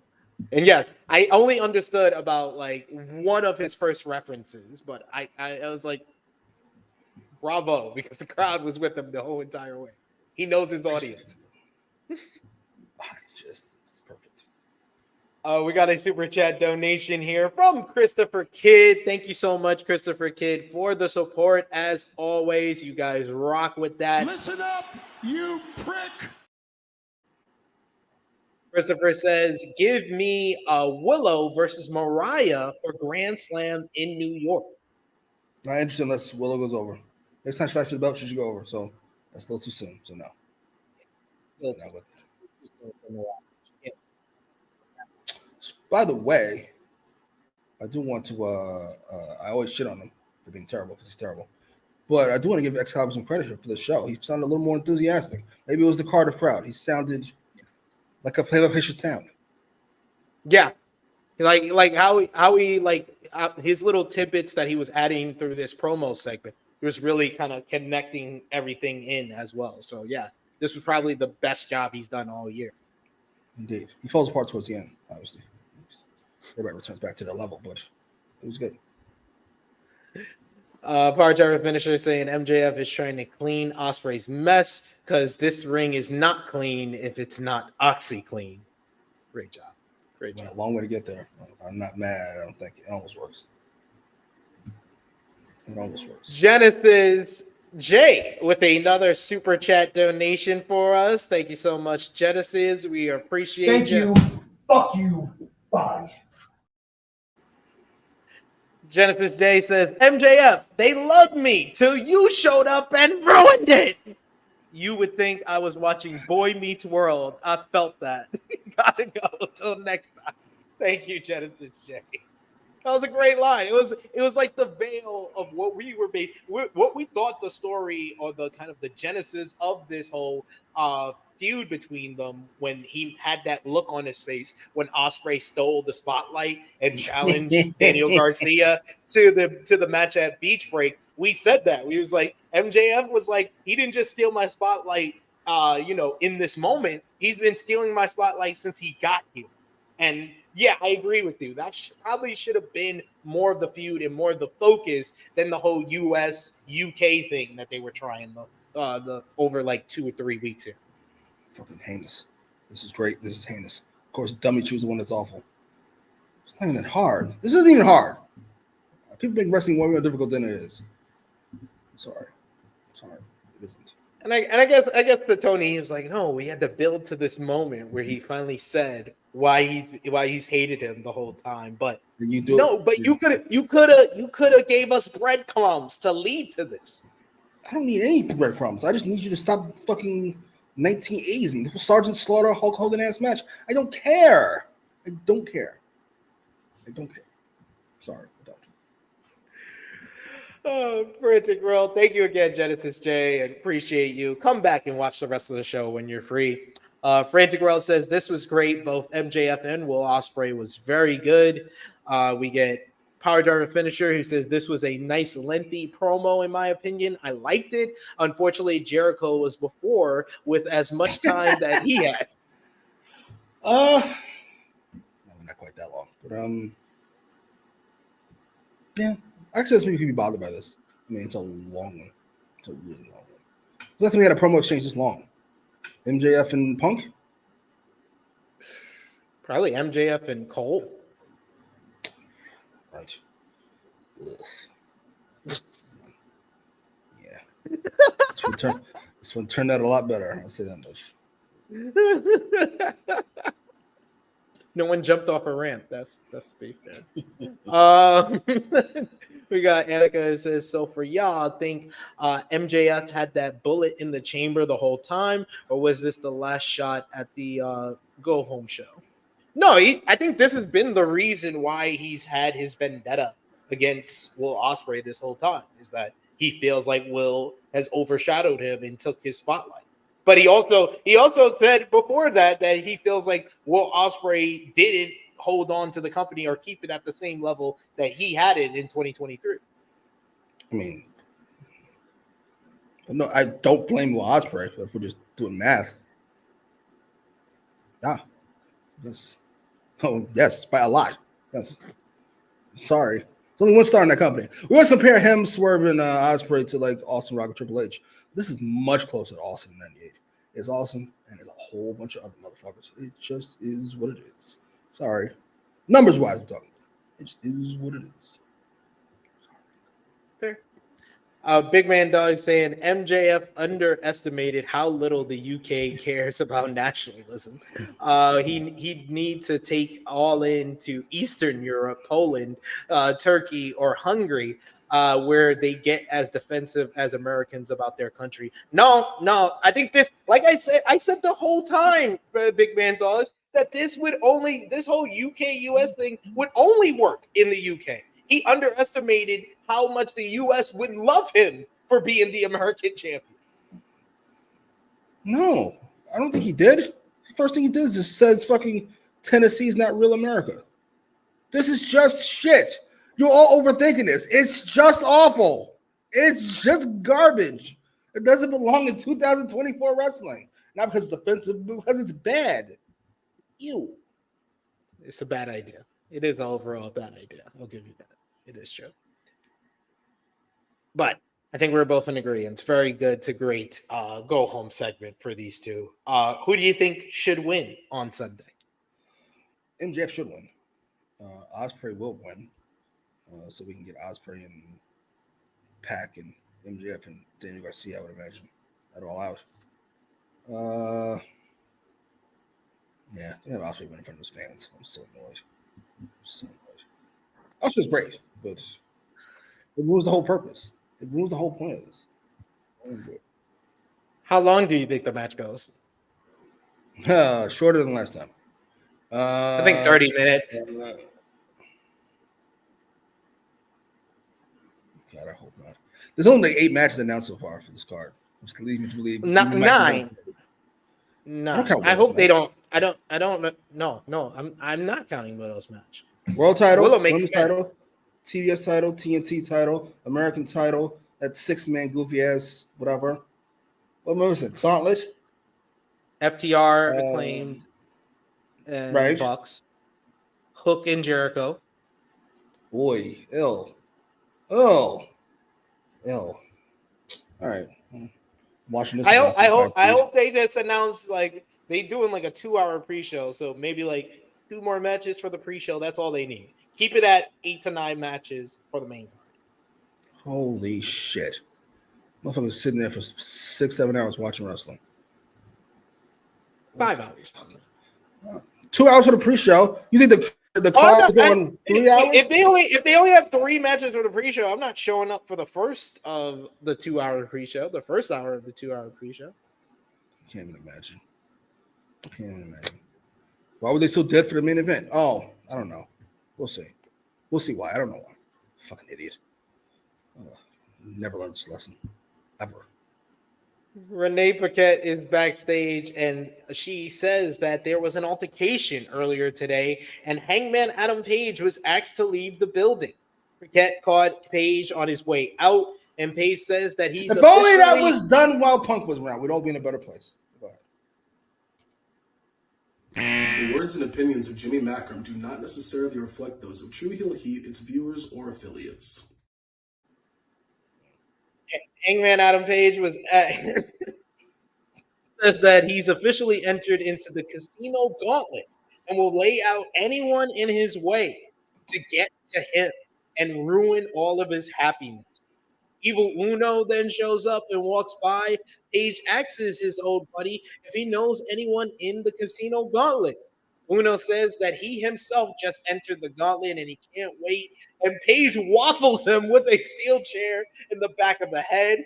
He then says that nothing will stop him from getting what he wants. And he knows that what he wants. And he then walks out the building, walks over Evil Uno's dead body, and rolls his suitcase over his dead carcass. Hangman Adam Page is one of my favorite characters. He's just a maniac.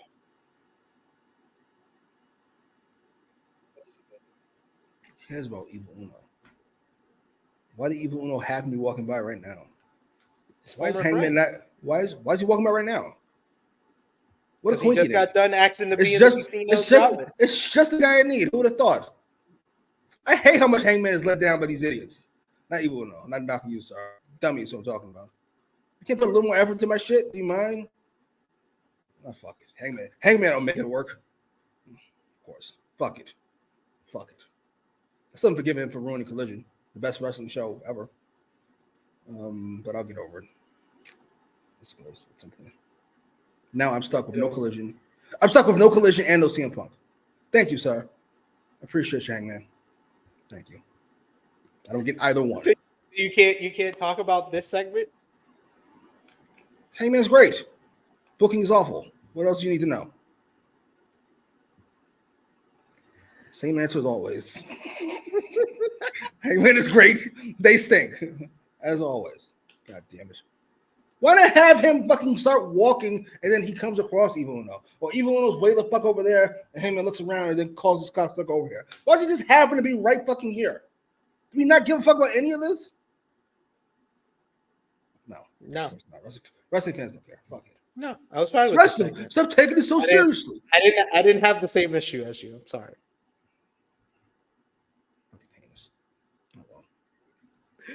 Next up, we get the AEW Continental Championship up for grabs. Kazuchika Okada defending against Claudio Castagnoli. The bell sounded, and immediately the crowd started chanting "Holy shit" chants and cheers for both men. Each man backed the other into the ropes and did the pump fake into a clean break. Both men traded finisher attempts before both were unsuccessful, leading to a stalemate. The feeling out process continued until Okada got a head of steam into a back elbow and took things to commercial break. When things returned, both men were trading suplex attempts, ending with a Castagnoli deadlift vertical suplex. We get uppercuts in bunches from Castagnoli as Castagnoli spun around referee Bryce to hit a home run uppercut before Okada fought out of the giant swing and took a powder outside of the ring. This resulted in a full head of steam uppercut on the outside by Claudio. As back inside, a forearm exchange ensued. Okada responded with his DDT and neck breaker, but he took way too long to follow up, and Castagnoli clotheslined him to the outside, but tumbled out with him. Okada posted Castagnoli ahead of another picture-in-picture break. Back from break, Castagnoli hit a gauntlet slam and a running double stomp for a near fall. Claudio slowly went up to the top rope, but Okada hit him with the signature dropkick, sending him to the outside. Okada quickly brought it back into the ring and wanted to hit his top rope elbow, but this time Castagnoli cut him off with some uppercuts. He went for a superplex, but Okada hit him with a headbutt and then a John Woo dropkick into the corner before finally hitting the elbow drop. He looked for the Rainmaker pose, but he got the boos from the crowd by flipping them off as the camera did the zoom in. He turned his back too long, which led to Castagnoli hitting a 20 revolution giant swing. Claudio, you could tell he was extra motivated with this hot Cardiff crowd that was into things. And we got a little bit more of third gear Okada than we're used to. Usually this is the Okada format. First 15 minutes, kind of decent to dull. Last 5 minutes, he always knows how to pick it up when it's in the last 5 minutes, it seems. He cut off Claudio getting a running start and hit him with a pitch-perfect dropkick. He went for the Rainmaker, but Claudio ducked, hit a springboard uppercut. He wanted the neutralizer, only for Okada to counter with the air raid crash as the crowd started chanting, "This is awesome." ring announcer then announced that we had 1 minute remaining, and at this point, both me and Jimmy both was like, "Oh, we know where this is going." Each started throwing huge uppercuts, with the crowd really getting hyped for this one. Castagnoli dunked another Rainmaker attempt and hit a massive pop-up uppercut, but Okada basically went to the outside. He was clutched on the bottom rope by his legs. Then Castagnoli tried to drag him inside, and Okada just hung on to the bottom rope. Castagnoli then finally hit a double stomp and got a 2 count. Okada tried to escape again as Claudio was trying to get on top of him to pick him up for the neutralizer, but the bell sounded. Time ran out. We went to a 20-minute time limit draw. The crowd were chanting for 5 more minutes, but we had the Young Bucks come out and Jack Perry. They walked on the stage. They said that match was phenomenal, and Matthew asked if the crowd wanted 5 more minutes, and he said, unfortunately, that's not going to happen. The contract said Okada had to wrestle for 20 minutes, not 25. And as EVPs, they're sticklers for the rules. And they told Claudio, better luck next time and to clear the ring. And as if he doesn't, they'll have to remove him, which led into our next matchup. But before then, what did you think about the AEW Continental Championship? I thought that this was very good overall, but the last 5 minutes were great. They really got into this matchup with the loud crowd, with Claudio bringing his A game. Claudio was the better of the two, but we got more of the Okada, the third gear Okada that we've been looking for at the end of this matchup. What did you think? That's wild. Can you imagine you go to your job, your workplace, and they go, yeah, SP3, he didn't do shit for the first 6 hours, but those last 2, boy, he was working his ass off. I love seeing it. No, nigga. Yep. No. Yep. Okada is gross in a way that I'm proud of. It's hard to explain. It's hard to explain. Going to the Kevin Nash Charlotte School of Working. Just, you're here to get paid. Get paid as much as you fucking can for as little work as possible. He's making it happen. Claudio went to the Bret Hart School of Working, which is I work my ass off. Doesn't really matter what I get paid as long as I'm treated importantly. And blah, blah, blah, blah, blah. Whatever. Match was fine. Sadly, and Claudio actually won the fine. This was fine. Last 2 minutes were good. At the end of the day, we'll call it what's in between fine and good. Solid. Thank you. It was solid. Finish I really enjoyed. Something about this 6'4" man clutching onto the ropes that I find hysterical. Like a giant child. It was great. Though the best part of this is when the Young Bucks and Jack Perry say they're going to remove Claudio from the ring. Who would not want to see this attempted?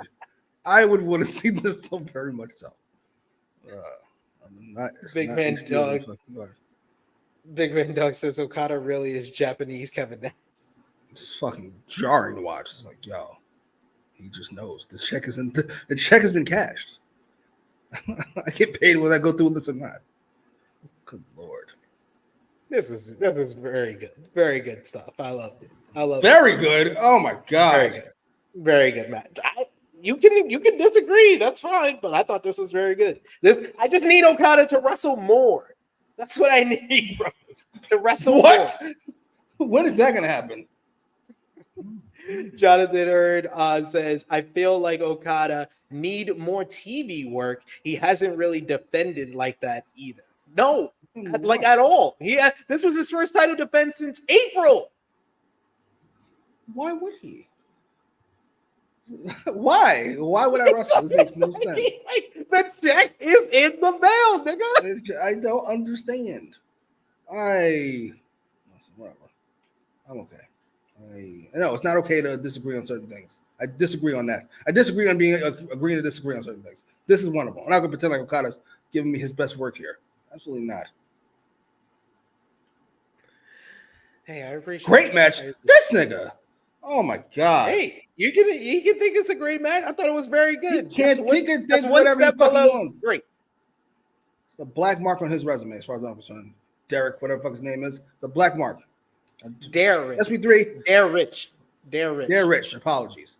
SP3. We've been doing the show how long? 6 years? I don't know how long it's been. How long? It's been 3 years. I just realized that we missed celebrating our 3-year anniversary of this show.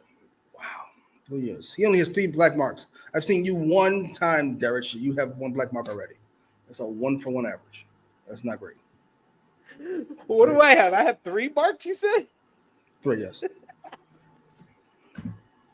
Ishii Moxley. I'll never forget it. I'm never going to forget it. Pretending like Collision wasn't the shit for the first 12 months it was on. And what was the other one? I don't know. The first 2 months, you mean? What'd I say? You said 12 months. Oh, Jesus. I meant 12 weeks. 11 weeks. How fucking weeks it was on. And there's another one I can't remember right now. Those are them. Oh, right. How could I forget? See, I was giving her a break this episode. Pretending like Mercedes is on the same planet as Becky Lynch. Come on now. What are we doing? That's a draw. There have been 13 time limit draws in AEW history. That's not bad. I mean, it's bad, but that's not bad. It's not egregious. That's not egregious at all. This one was the last one. I think it was too close in between because we went back-to-back shows with time limit draws because you just had FTR and the Acclaim went to a 30-minute time limit draw on Collision on Saturday. So I think that's too close. And then right before it was FTR and the Acclaim, FTR had the last 2 time limit draws because they went to a time limit draw with Claudio and Wheeler back in, this had to be what? May or I think it was May. And then, oh no, it might have been April or May. And then they went to a time limit draw with the BCC, Claudio and Moxley before Revolution earlier this year. And there was also the time limit draw. And you complained about that one because that came after the Hangman and Swerve time limit draw in February. Oh, God damn. All right. Well, when you say it like that, tell me most of these are recent. Like last that's like 5 this year we've had. This is probably the most in 1 year that we've had of time limit draws. Yeah, 5 in 8 months is probably too many. But Collision doesn't count. Fair enough.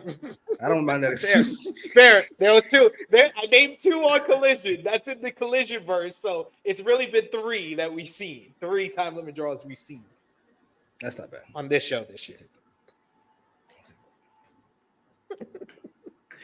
And yeah, Darridge, the Danielson Claudio time limit draw was in the Continental Classic last year. So I was just going through the ones this year.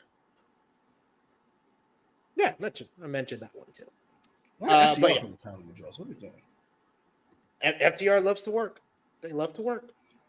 Yeah, we know. And boy, will they tell us. I love being here. I love wrestling. I love AEW. I love getting to feed my family. Please shut the fuck up. I love you guys, but please stop talking. I can use a break. Bring back Moxley. The FTR break. Speaking of FTR, they were up next with Darby Allin to verse the Elites, Jack Perry and Matthew and Nicholas Jackson, the Young Bucks. 6-man tag team action. Started off with a all-out brawl with Claudio and Okada fighting to the back. During all of this, it officially started with Perry and Harwood. Allen wanting a quick tag, but Perry bailed and Nicholas Jackson came in. It didn't matter as Darby flew through the ropes for a dive onto Jack Perry as FTR was sent outside with double dives by the Young Bucks, who only celebrated briefly as Darby flew off the top rope with a coffin drop onto the Elite. Darby ultimately wound up on the shoulders of Matthew, allowing Nicholas to hit a PK on the apron as Allen got worked over during the commercial break. Darby was dropping with a buckle bomb, double corner kick to give Perry a near fall when things returned. Darby used his speed to escape the wrong corner and dove for Dax Harwood and got the hot tag. Dax started coming in with the House of Fire, dispatching of the Young Bucks, rolling German suplexes, and a brainbuster onto Jack Perry. FTR wanted the Shatter Machine, but Perry was able to escape as the Bucks returned, but Wheeler ran wild for a bit here. Gory special attempt on Perry, but the Young Bucks came in with the super kick party, and Perry was able to get a near fall on a backslide.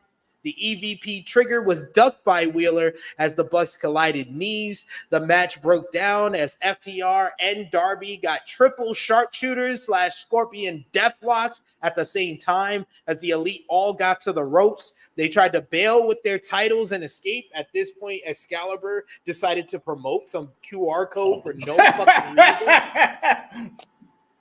He had to go down. He had to go down a bit after we gave him praise. Wheeler flew through the ropes with an awesome dive onto the pile. Nicholas got crouched in the corner as Matthew fired off super kicks. Darby Allin came in with the code red, but Perry was there with a scorpion death drop onto the Sting protege. Perry went for his charging knee, the glass jaw knee strike, but Darby ducked, and Perry got nailed with the shatter machine. Nicholas was hit with the powerplex, the power and glory, and then Darby Allin followed up with the coffin drop for the 1-2-3 to give the babyfaces a win. A super fun trios matchup that previewed 2 big matches for All in London this coming Sunday. The Elite bailed through the crowd as the Acclaimed and Daddy Ass walked onto the stage. Max Caster says that it's nice the royal family showed up today. As the court gestures, FTR and his 2 favorite princesses, the Young Bucks, were there. The Acclaim are the kings, though, and Caster says that he's the best wrestler alive. You're just trolling us. The Bucks couldn't beat the Acclaim last week. The FTR couldn't beat the Acclaim on Collision, and at All In, the belts come home to the kings. Bowens with the better promo, as per usual here. They have nothing left to prove, as FTR and the Bucks can't beat them. And they will fight until they are the next AEW World Tag Team Champions because everyone loves the Acclaimed. And Daddy Ass finished things off by hitting the 2 words for you, suck it, go home line. But this was a very, like I said, very fun trios matchup. Post-match with the Acclaim, we had to remind people they're involved in this matchup. So I understand. Jimmy? Yeah. It's really a downer, I ain't gonna lie to you. Can't believe how much I enjoyed the 6-man, considering I don't really like anybody in this matchup at the moment, except Darby. Nick's been hanging out with Matt a little too much these days, and FTR's. I don't know what happened to FTR. They were the highest thing on the planet a couple years ago. Now they're just here and hardworking. All right, we got it. I like the 6-man. I enjoyed it for what it was, the usual AEW 6-man fair. I thought it was by far the match of the night. We're gonna disagree on that fucking clearly, but I really enjoyed it.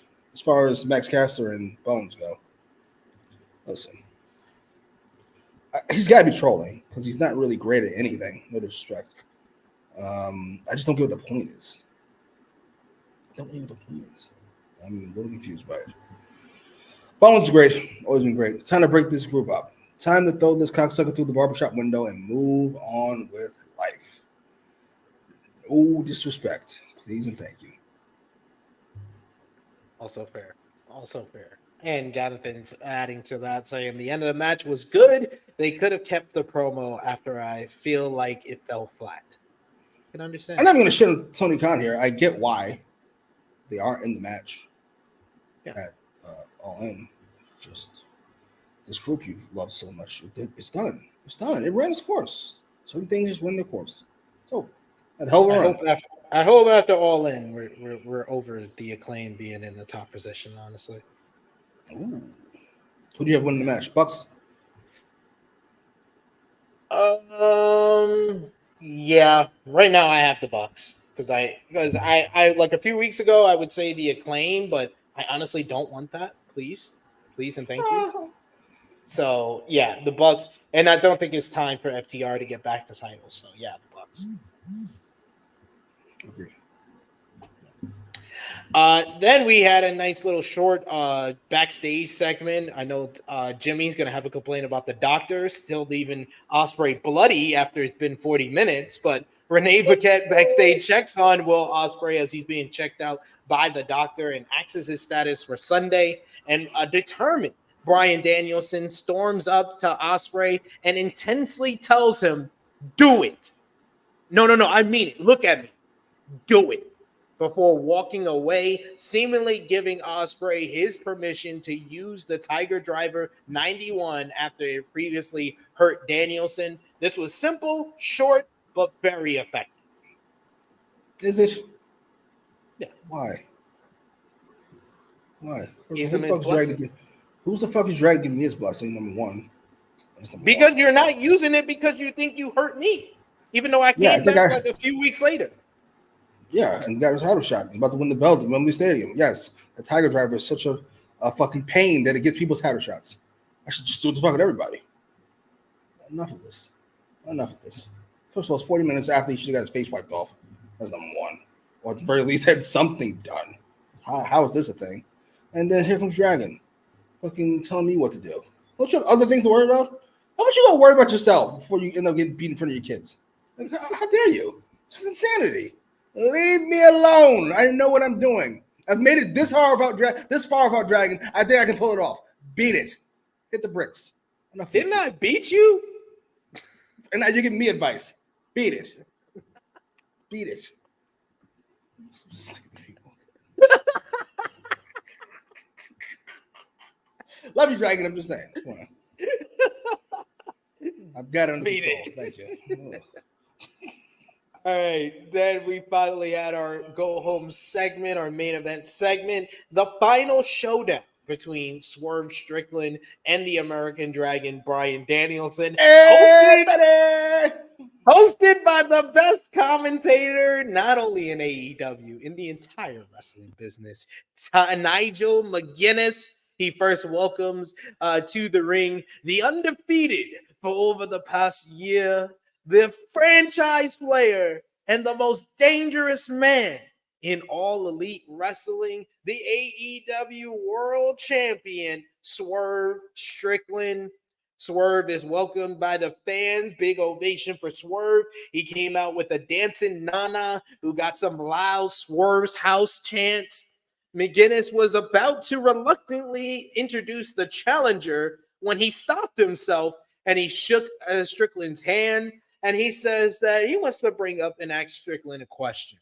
You know, you're facing Britt O'Brien, the neck break kid, while Swerve is in the best shape of his life. Nigel asks, how does it feel to be such an overwhelming favorite? Strickland says that he is the most dangerous man in AEW due to the pain he endures and inflicts to be the AEW World Champion. Strickland runs down the list of victims that he's gone through. Hangman Adam Page twice now. Jay White, Nosuke Takeshita, Samoa Joe, Claudio Castagnoli, Christian Cage, and the man that put you in the shape that you're currently in, Brian, Will Ospreay. Swerve will dissect Danielson from head to toe decisively. While Strickland appreciates a generational talent like Danielson, a Pacific Northwesterner like Strickland is, he still feels disrespected by Danielson when he hears him saying he's ready to retire and go off into the sunset every interview he does. Strickland says that Danielson isn't taking this moment from him. He's taking it from Bryan. Swerve will make sure Bryan won't ever get back in the ring again. If Danielson does get the itch again, and he goes and he wants to do an indie show in the Northwest, Swerve is going to be there and beat him down. Says maybe he wants to go to Arena Mexico under a mask. Well, Swerve is going to be on the streets of Mexico and beat him down. Even if Bryan is at home with his wife and his kids, talking about maybe having an itch to get back in the ring, guess where Swerve will be? That was enough to bring out the American Dragon, Bryan Danielson. He immediately runs to the... What happened? Look at Nana's face. He's got a great That's My Champ face.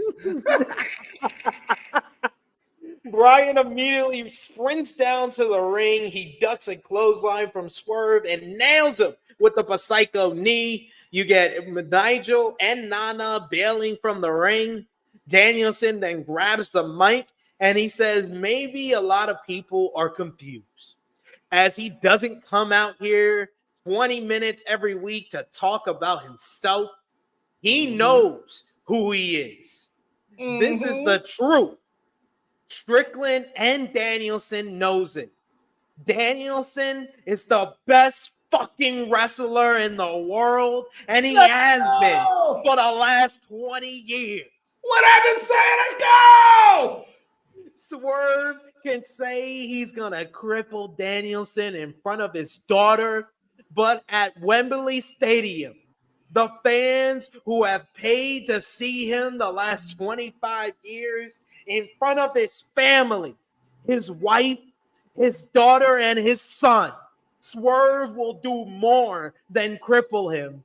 He'll have to damn near kill him, as Danielson will leave his soul in the ring. Brian said tonight there's been a lot of talking and fighting, but there's only one question left. Can the American fucking Dragon beat Swerve Strickland for the AEW World Championship? And he wants to hear it from the Cardiff crowd who just start chanting, yes, yes, yes. The commentary so this big. The Dragon has been reawoken and he is ready for All In. This is the Excalibur. This was his best go home line ever, I think. He's like, this is the American Dragon that Jeff Jarrett's been looking for. This is the American Dragon that Eddie Kingston was looking for. This is the American Dragon who can hold on to his career and win the AEW World Championship at All In London in Wembley Stadium. What a close to this show. This is the fucking American Dragon that me and Jimmy saw in 2006. The best wrestler in the world for the past 20 years. That was a awesome, incredible go-home promo by Bryan Danielson. If anyone can sell you on a matchup at this point, that's why I said Bryan Danielson might be one of the most underrated promos of all time. He's my most underrated promo of all time because he completely stick the landing on what's been a great build to this main event on Sunday. What did you think about the go-home segment? Swerve might went on a tad too long for me, but it's worth it. This Dragon knocked it out of the fucking park. I don't really get invested in wrestling as much these days. I'm kind of like Excalibur. I feel very removed from it. I'm looking at it as an objective observer. But when Dragon started talking, I was like, this is what the fuck I've been saying. Let these niggas know. That's right. You tell them. You tell them. Yes. Exactly that. Oh, it was amazing. Yes. He is that guy. And he's been that guy for 20 years. Yes. Dragon or Osprey. Dragon or Okada. Dragon or Omega. Dragon or... It don't matter. It's Dragon enough. I'll let you know when it's not up. Oh, it was awesome. I'm a little concerned. I got to be honest. The psychopath in me wants Dragon to lose. Only because after all that, just to lose is hilarious. But come on, man. Do the right thing. Do the right thing and have Dragon win this match. Then he can be champion for 2 months. He clearly doesn't want to be champion, clearly. He put it off this fucking long. Fucking 2 months, he loses to fucking Darby or back to Swerve or Hangman. It's not really important, who? Whatever. Awesome. See. Fucking fantastic. Top notch. Good job. The only match I really want to see. Top notch main event angle. I loved it. I was like, I just told everybody in like different chats. I was like, Brian just got me so hyped for fucking Sunday. He just got me so fucking hyped.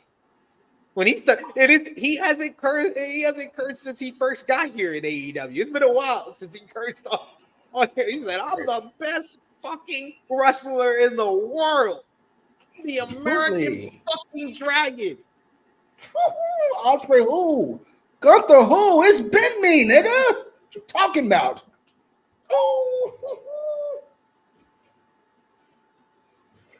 Salute him. Salute the best in the world. We got Annika who says Danielson gotta win. I still need Danielson versus Omega. Ooh. Yes, I still want that. I do too. I'm glad you watched it.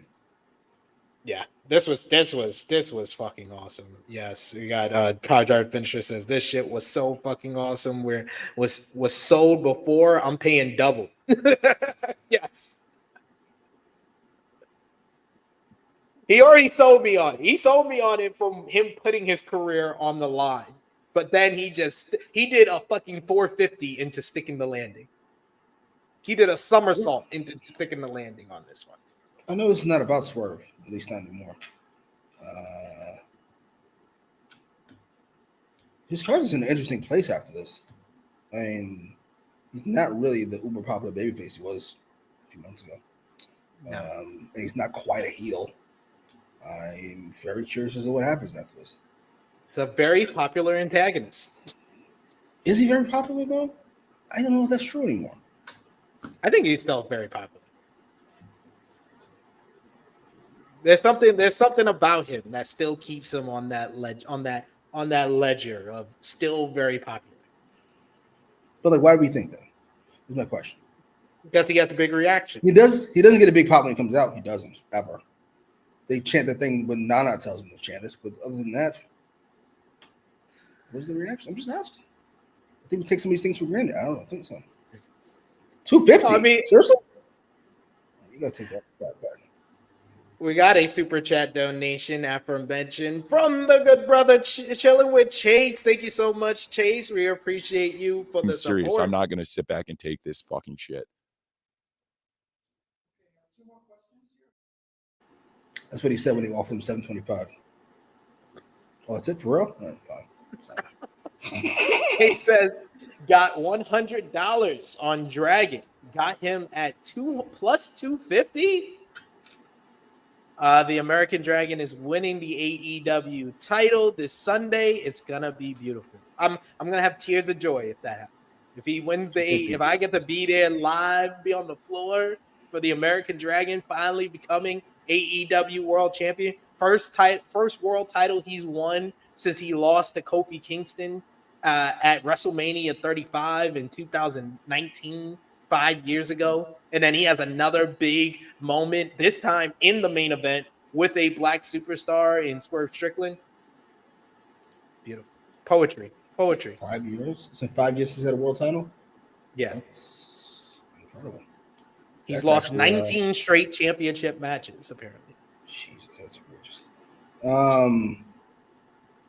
Oh, that's 2 weeks ago. Oh, yeah. Good job. Check you out. I would have put more than 100 on him, thank God. Glad I didn't see it.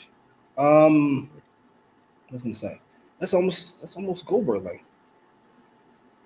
Well, listen, Goldberg length. I think it's 4.5. That's impressive. Holy shit. Yes, Goldberg never won WWE title after he lost it. Yeah. To Nash. Brilliant. That's great. That's crazy. Now we see why WCW went out of business. Just Don't do that, Skip. Don't do that, Skip. Yeah. I mean, when you have Nash doing the booking, I mean, I would expect Nash to be the one who ends the Goldberg streak. Ratings went up. And then they went down after the finger poke of doom. Not true. Shortly thereafter, yeah. No, 4 months is not shortly thereafter. 4 months. Sometimes 4 months is not all you need. It's people are drawing out. They're drawing out. Maybe we'll do a WCW thing later. I don't mind talking WCW. I love WCW. Yeah, we can do that. I'm down. We got also in the chat here. Thank you again, Chase. Appreciate your support. We got Jonathan who says, "If so, that pop gonna be ridiculous." Oh man, it's gonna be so loud in Wembley Stadium for Brian. That crowd is definitely gonna be behind Brian. Oh yeah, definitely. Frantic World says Swerve versus Brian got me so hyped. Win or lose, Brian Danielson is the GOAT. He's my favorite wrestler of all time. Wow. He's in my top 5. And he's who's the best number 1? All in order. Austin, Flair, Angle, You know what? I put after the promo on Monday, Austin Flair Angle, then Dragon, then Punk. He was like, compare that promo on Monday to Brian's on Wednesday. Brian's over. Brian got over. Sorry, sir. Sorry. Brian is number one for me. Then I go Rock, Michaels, Angle,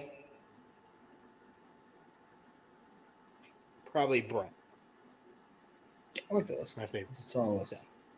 That's how the Rock and Scrooges. Hey, Rock.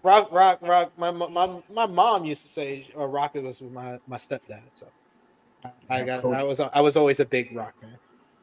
I think we should have Cody finish the story. Thank you, Stephen. Brilliant. Oh, I hate you so much. WCW Ramble. That's the come. We might I'm have to do down. that for You can fucking set the record straight. All these AEW bums shitting on WCW. All these fucking the WWE people pretending like it was fucking nobody's fault. I don't mind doing that. Yeah, keep coming. A last call for super chat donations, and of course, y'all know the deal. What we do here: give us your match of the night, your MVP, your LVP, what you gave the show out of 10. Thumbs up, thumbs down, thumbs in the middle. But for me and Jimmy, for the August 21st, 2024 edition of AEW Dynamite, in 3, 2, 1. Thumbs up across the board from both of us. Frantic World giving his top 5 says Rock, Austin, Kenny Omega, Bryan Danielson, and Sting. I think Kenny Omega would probably be 6 for me. He might ease his way back into the top 5, but he's been out for a while, so I put him at number 6. And Sting is probably in my top 10 for sure. Austin's in my top 10. Yeah, he's my number 1 for LTVs. It's a big ass gap. The question would be: this is such a not diverse, but like dichotomous top 5. Like Rock, Austin, and Sting on one side, and Omega and Dragon on another. I'm so confused what pulls this together. Outside the fact that you like him. Jonathan says Flair, Michaels, Bryan, Austin, Styles. That's an interesting list. Yeah. Somebody who appreciates the in-ring work of Steve Austin. All these bums. Ooh. Chase says Triple H, Austin, Kurt Angle, Roman Reigns, and Okada. That is a very interesting list, I must say. Triple H, Okada. Reigns is probably top 10 as well. Reigns is in my top 10. Probably I said Angle, so yeah. Yeah, I like this list. Yeah, I like your list. Wait, I'm waiting for Okada's top 15. Yeah, in my list. Does he move down at all? This fucking AEW run? He's giving no effort at all. You don't care about effort, even a little bit. All right, fair enough. Is this all favorites, right? Is this the favorites list? Yeah, favorites. Top 5 favorites. Yeah, fair enough. Power Driver Finishers give the show 8 out of 10. So does Chilling with Chase, Frantic World, and Annika. Out of 10, what did you give the show, Jimmy? 8. Couldn't go 8.5. Had no great matches for me, and no main event.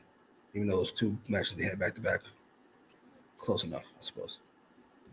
2 very good matches for me, so that equals out to 1 great match, I guess. So I give it an 8.5. I'll go 8.5 for this show. This was one of their better go-home shows of the year. I don't know if it's I want to say maybe Revolution, the one before Revolution, or the one before Forbidden Door. It's one of those 3. This one, the one before Forbidden Door, where Swerve kicks Ospreay in the head and stands tall, and the one before Revolution with Sting coming from the rafters. Those are the other ones that's in the debate for the best go-home show of the year for AEW. Take the word for it. It just happened a few months ago. It just happened a few months ago.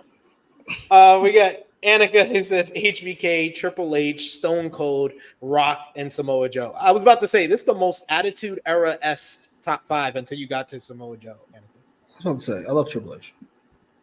I don't understand how anyone has him in the top 5. He's not in my top 15. He's not in my top 50. Jesus fucking Christ. If you do, about a lot of this list feels like you said Attitude Era. This we're talking about Triple H from 99-01. He'd be in my top 5. It's the greatest. He's one of the, outside of Vince, probably the greatest character ever. But there's a lot of stuff after that for me. So. Yeah, if you didn't see him in like late 02 into like early 2005, then I understand why you have him in your top 5. But if you lived through that and you have him in your top 5, let it go. It's just you holding on to this vestige of I need y'all to check with your parents if they did any drugs when you were being conceived. Power Driver finisher says Taker, Austin, Guerrero, Danielson, Gunther. Outside of Taker, this is a very great in-ring top 5. I agree. Chavo was dope. I don't know. What's this hatred Undertaker you got recently? What is this? Taker's top 10 all time. What is in ring? In ring. This is not an in-ring list. No, that's what I said. I said outside of Taker, there's a very great in-ring list. I thought it was his favorite list. No, but I know that's his favorite list, but I'm saying in-ring wise, that's what connects the other 4 outside of Taker. Gotcha. Yeah, wasn't shitting on Taker. Relax. I love that. Yeah, what an outrageous concept of me to think you were shitting on Taker. Absolutely.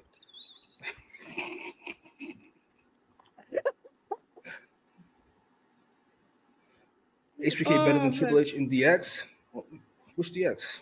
Doesn't really matter. Yeah, it doesn't really matter. Yeah, he's just better. You didn't have to specify by saying in DX. Jesus. Yeah. Jason says, I always loved Triple H, how over dramatic he is. I was conceived on a blackjack table, so my parents was probably on drugs. Oh my God, you stop it. 1999 to 01 is so, first of all, he's great, just objectively. And then the character, the clothes, the attitude, you never know quite what he's going to do. He might be a bitch. He might be tough. He might be smart. It's just a fantastic character. Then he decides he wants to be Ric Flair. And he's not as good as and Harley Race. He's not as good as they are. He doesn't dress as well as they dress. I've seen some of his sauce. He's the 4th most sauced up person in his own group. It's heinous, his outfits from that era. He shaved his beard, which was the coolest thing about him. It's just awful all around. He fluffed out his hair. It was heinous. Remember the handlebar? Handlebars? He really thought he was Harley Race. Sorry, I love you. I'm just saying. Big Red Dog says, my personal that I actually watched went Angle, Undertaker, Bryan, Punk, Roman. Ooh. I like that list. Outside of Taker. Like list.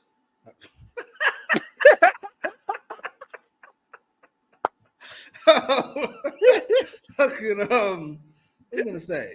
Yeah, a lot of people that watch Taker like later on, like later on for me, I mean 05, 06, they like have a really high opinion of Taker. Yeah, if you watch them from 05 to 2012, yeah, I can understand why you have them in your top 5. Yeah. Ooh, women. This women's list is atrocious. No offense. It says Lita, Naomi, Bianca, Asuka, and Io is her top 5 women. Huh? I already threw this list in the garbage after the first 2. What are we doing? What is this list? Oh my God. Sorry. You're outrageous. You're outrageous, sir. All right. What was your match of the night? Cares what the match of the night? Match of the night. Come on, just pick one. Pick one. Pick one. The 6-man tag. That was easily the best match of the night. I'm gonna go with Okada versus Claudio, but since this was a very promo-heavy edition of AEW Dynamite, promo of the night or promo exchange of the night. If I was to be fair, it would be MJF and Osprey. But I don't have to be fair. I can just say what I want. And it's Dragon. Sorry. It is what it is. Sorry. Dragon. I'll be the fair one, and I'll say MJF and Osprey. But Dragon got me the most hype, I will say. He got me the most hype. But I'll go with MJF and Osprey because both guys brought it there for sure. And then MVP for the show, Jimmy. Oh, I'm probably gonna say this was Dragon, but too late now. So Dragon again.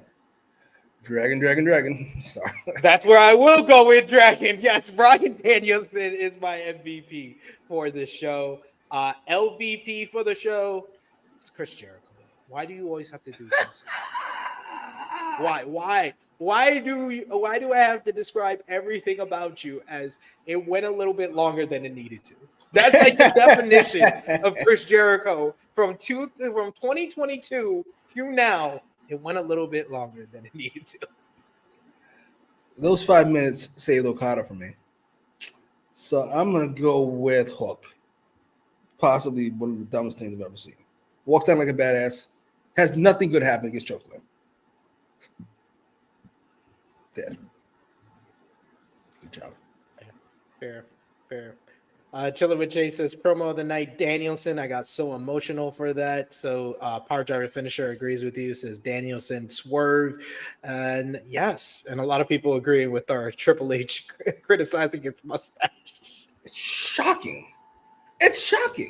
He has no friends. Tell him what's up. I don't think this is working. Like Sean didn't want to tell him. Like, I don't think this is working, bro. Like, come on. How did it go on? Because he was still wearing it in DX. That fucking handlebar mustache. He had it into 05. It was into 05. Yeah, DX is after that. DX is. That's right. Good Lord. No friends. Wife don't love him at all. Clearly. I like this, Annika, because we've mostly been doing top 5 favorite male wrestlers. So, what is your top 5 women wrestlers? All right, because I might forget them later on. Willow and Jamie Hayter. 1 and 2. It gets really tough for me. You go first. Let me marinate. Yeah, a lot of mine would be recent. So I'd probably go Mercedes, Asuka, Bailey. Oh. Trish. Ooh. And I loved her before even before the gimmick change, but the gimmick change kind of solidified her for my top 5 favorites. Timeless Toni Storm. Wow, really? Yeah, I was a huge fan of her on the indie scene. Fair enough. Actually, yeah, I'm gonna keep. I might have to drop out Trish. And say Athena. Athena. Her run in Ring of Honor has made me keep watching Ring of Honor, and that says enough. That I have to put her in the top 5. I thought you were gonna say Candice Michelle. No, some people love Candice Michelle. It's jarring. Yeah, it's weird to me too. I've never understood that either.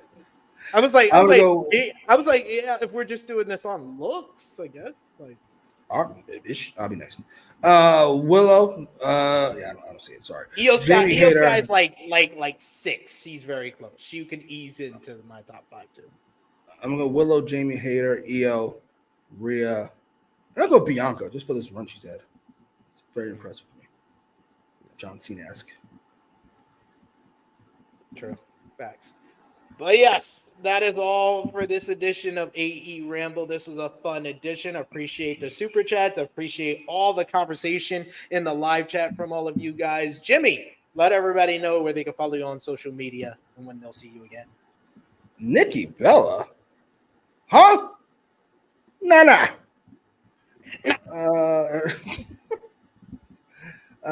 No, sorry. I don't want to talk to anybody. I'm gonna block this.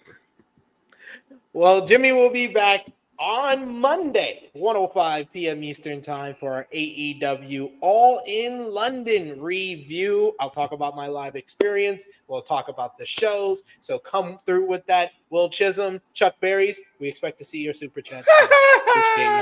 Appreciate y'all. Hope to see y'all soon. I know y'all watching on demand. So show up 1:05 p.m. Eastern time on Monday. But you can follow me on the Twitter machine. Until then, at TrueHillSP3. Follow the gang, Facebook, Twitter, Instagram, TikTok, at True Hill Heat.